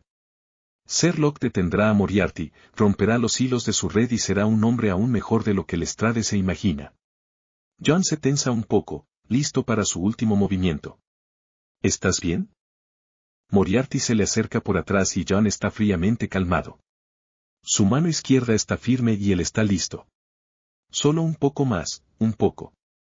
Puedes hablar, Johnny, le dice Moriarty al oído, aún vanagloriándose en ser el titiritero. Adelante. John ve a Sherlock y asiente con firmeza. Quiere hablar, quiere que sus últimas palabras sean de amor y aceptación, pero incluso si estuviera dispuesto a darle a Moriarty la satisfacción de verlo obedecer, no se puede arriesgar. Espera que Sherlock pueda deducir lo que John quería decir. Después. No está esperando que Sherlock le aviente la USB a Moriarty. Menos está esperando que Moriarty la lance a la alberca, pero pone a Moriarty frente a él. Lo pone entre John y el francotirador por un crucial segundo y John cambia su equilibrio. Moriarty está distraído por su gran gesto y John se lanza hacia adelante. Su brazo rodea el cuello de Moriarty mientras le grita a Sherlock que corra. 5 segundos, ni el mejor francotirador de esas podría cambiar de blanco tan rápido como para dispararle antes de que llegue a la puerta. John está muerto desde el momento en que se empieza a mover, pero vale la pena. Él sabe con cada fibra de su ser que vale la pena. Sherlock no se mueve. John lucha para mantener a Moriarty en su lugar mientras el loco se ríe. Levanta la mirada. El arma aún está apuntada directo a Moriarty. Sherlock no está corriendo. John hace lo mejor que puede, apretando el brazo para mantener a Moriarty ahí lo suficiente como para que el maldito genio frente a ellos empiece a correr. Moriarty sigue desdeñoso y tranquilo. Ni siquiera voltea a ver a John, hablando con Sherlock como si John no estuviera ahí y llamándolo mascota. Entonces sí le empieza a hablar a John. Te has precipitado, Dr. Watson. Un punto rojo aparece en el centro de la frente de Sherlock. John lo ve a los ojos y se queda muy quieto. Pasa medio segundo, un parpadeo alrededor de sus pensamientos, y John deja ir a Moriarty, se hace hacia atrás a pesar de que Sherlock sacude la cabeza. Moriarty amenaza a Sherlock como si hubiera olvidado la presencia de John. Te quemaré, Sherlock. Quemaré tu corazón. Según varias fuentes, Sherlock responde con calma, algo de su usual porte regresando, carezco de él. Pero todos sabemos que eso no es cierto. Sherlock voltea a ver a John, apenas una mirada antes de regresar su atención a Moriarty. El corazón de John sube a algún lugar cerca de su boca. Ni siquiera se atreve a respirar. Sherlock no puede dejar ir a Moriarty, por supuesto. Demasiado simple. Tiene que amenazar a Moriarty también. Moriarty ni siquiera parpadea, medio retando a Sherlock a jalar el gatillo. Xiao, Sherlock Holmes, dice Moriarty mientras se da la vuelta. Ya. Nos veremos. Sherlock lo cubre todo el camino, cruzándose para estar más cerca de John. Mantiene el arma en Moriarty hasta que la puerta se cierra y los puntos rojos desaparecen. Entonces deja caer el arma, justo sobre un charco y le está arrancando a John el abrigo /diagonal bomba como un loco. ¿Estás bien? ¿Estás bien? Pregunta Sherlock y la tensión sale de John en olas. Sí, estoy bien, John logra responder mientras Sherlock lo desviste y avienta el abrigo lejos de ellos. Sherlock. Sherlock sale corriendo hacia donde se fue Moriarty. John tiene un momento de respiro. Entonces la pierna se le vence y su cabeza explota con imágenes y pensamientos y visiones. Tiene que agarrarse de la pared del cubículo, tropezando bajo los súbitos flashazos. Eso está de regreso y de regreso con fuerza. ¡Oh, Dios! La pierna de John está gritando, su muslo ardiendo con dolor pero apenas la siente bajo el aplastante peso de las visiones. El reloj sigue sonando, no tan rápido como antes pero aún en cuenta regresiva. Jadea por aire y Sherlock regresa en un remolino de energía nerviosa. ¿Estás bien? Sherlock está dando vueltas, John no puede verlo sin que le den náuseas. Sin embargo, asiente y le responde a John agitando el arma como si hubiera olvidado que la tiene en la mano. Tartamudea un poco, relajándose después de soltar el gracias más raro que John ha recibido en su vida. Eso que has hecho, que te has ofrecido a hacer ha sido, bonito. John asiente y fuerza una mala broma sobre Sherlock desvistiéndolo, solo para verlo sonreír. Se siente como borracho, confuso entre los residuos psíquicos de toda la escena. Se acomoda el suéter e intenta ponerse de pie. El punto es contrastante contra la tela oscura y John levanta la mirada horrorizado. Sherlock se pone en blanco y Moriarty avienta las puertas para abrirlas. Nunca se fue, Sherlock solo tuvo tiempo de revisar la puerta exterior, no la puerta a los vestidores. Lo siento, chicos, soy terriblemente caprichoso. Sherlock voltea a ver a John, luego a donde están posicionados los francotiradores. En el mismo lugar, no se movieron aunque debieron de haberlo hecho. Moriarty sigue hablando y John enjaula profundamente. No puedo permitirte continuar, dice Moriarty, casi con afecto. No puedo. Intentaría convencerte, pero todo lo que tengo que decir ya te ha pasado por la cabeza. Sherlock regresa su mirada a John. Espera a que él asienta levemente antes de dirigir la pistola hacia Moriarty. Y puede que mi respuesta también a ti. Entonces Sherlock apunta a la bomba. La pierna de John pulsa con un dolor agonizante. Moriarty está sonriendo y al fin la mente de John se pone en marcha. Sherlock jalará el gatillo, no se arrepentirá, no dudará ahora que John ha dado su consentimiento y la bomba es real. Todos van a morir aquí.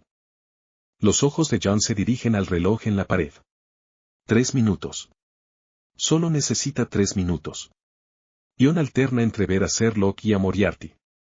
Él ya sabía que esto iba a pasar. Ha hecho todo lo que ha podido para asegurarse de que todo va a salir lo mejor posible. ¿Qué importa un sacrificio más? El dedo de Sherlock se tensa sobre el gatillo. John no tiene tiempo de pensar, mucho menos de planear. Simplemente se estira hacia las voces y por segunda vez esa noche, sus labios forman palabras que le susurran en el oído. Geme el pedorro Moriarty, la voz de John sale una octava más aguda y con el burlón sonsonete de un niño. El chupamedias del maestro. ¿Vas a llorar, Geme? El efecto que tiene en Moriarty es eléctrico. La expresión satisfecha de su rostro se resquebraja y se cae a pedazos. Está viendo a John, Sherlock olvidado, los ojos llenos de horror como si estuviera viendo un fantasma. No está viendo en la dirección correcta. Carl está parado detrás de él, los ojos brillantes en un rostro hinchado y putrefacto. Cállate. Moriarty, siempre tarde para la fiesta, se burla John, sin ver a Moriarty, o a Carl, que se ve cada vez más enojado y su ira es tan fría y amarga como jugo de limón echado a perder, agriándose en la lengua, guión. Siempre riendo, siempre intentando ser uno de los niños grandes. Deja de hablar. Cállate. Moriarty está pálido y sudando. En el pequeño fragmento de su mente que solo le pertenece a él, a John le sorprende la rapidez con la que Moriarty se está rompiendo. El precio del ingenio, supone. Toda esa genialidad es cegadora pero cristalina y cada cristal tiene su frecuencia de resonancia. Menos de un minuto y Moriarty está temblando con la resonancia de los recuerdos compartidos. John le quiere aventar a Ruth, desgarrarlo y angustiarlo hasta que desprenda pedazo a pedazo, pero Ruth es después. Ruth fue asesinada por un hombre sin conciencia, no sirve contra el niño que ni siquiera podía matar a un pez. Se rió, así que lo detuve, repite John, el desprecio de Caro curvando sus labios. Pero tú no lo hiciste, ¿o sí, Geme? Demasiado cobarde, demasiado asustado. Yo lo maté. Yo lo hice. Yo. Moriarty suena desquiciado. Mentiroso, le espeta John, cabello chino y un vestido con holanes. Ella no era una niña femenina pero su padre quería que lo fuera. Hay mucha sangre en tus manos, James Arthur Moriarty, pero no esta, no la de Caro. Querías hacerlo, planeaste hacerlo pero al final, no tenías los huevos para hacerlo. Estás mintiendo. Ella lo tuvo que hacer por ti, ¿que no? Lo presiona John. Tú hiciste el plan pero no pudiste matar a Caro. Tu papi te hubiera matado de haberse enterado así que ella lo tuvo que hacer y tú lo echaste a perder. Cállate. Cállate. Cállate. ¿Lloraste, Geme? John está temblando, sacudiéndose del frío y su respiración sale en nubes frente a su rostro. ¿Lloraste sobre tu oso de peluche mientras tu papi la golpeaba? ¿Lloraste cuando la dejó para morir desangrada en el piso? Sherlock los está observando, el arma olvidada en su mano. No reacciona a tiempo y Moriarty le quita la pistola de entre los dedos y apunta directo hacia John. Cállate. John levanta la mirada hacia el arma, el ángulo está mal. No morirá limpiamente, sentirá el hoyo, la sangre emanando de él y el dolor, y su pierna se contrae. John se concentra en el dolor, lo usa para arrastrar su mente bajo su control. La visión se le pone gris, Caro quiere venganza, más de lo que hizo cualquier otra cosa mientras estaba vivo, y John está viendo al reloj cuando vuelve a abrir los ojos.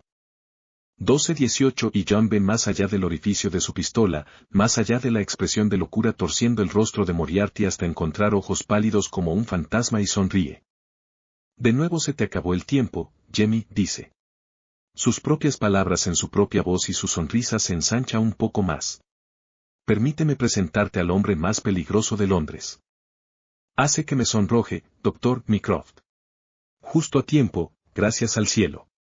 El maldito bastardo entra fresco, como si nada, balanceando su paraguas tranquilamente. Sus ojos se ven oscuros y decididos. John ha visto ojos así antes, usualmente sobre el cañón de un arma y un escalofrío recorre su espalda. Moriarty está distraído por un segundo crucial y Sherlock hace algo complicado y brutal que le rompe la muñeca a Moriarty, fractura limpia del radio y cúbito, deteniendo el flujo sanguíneo al escafoide, y el arma cae sobre las baldosas.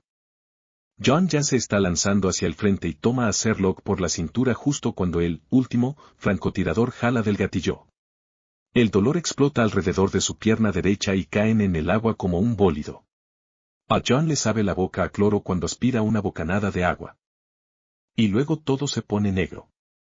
El sonido del latido de su corazón, repetido por un monitor eléctrico y un ruido sordo dentro de su pecho, recibe a John en la luz.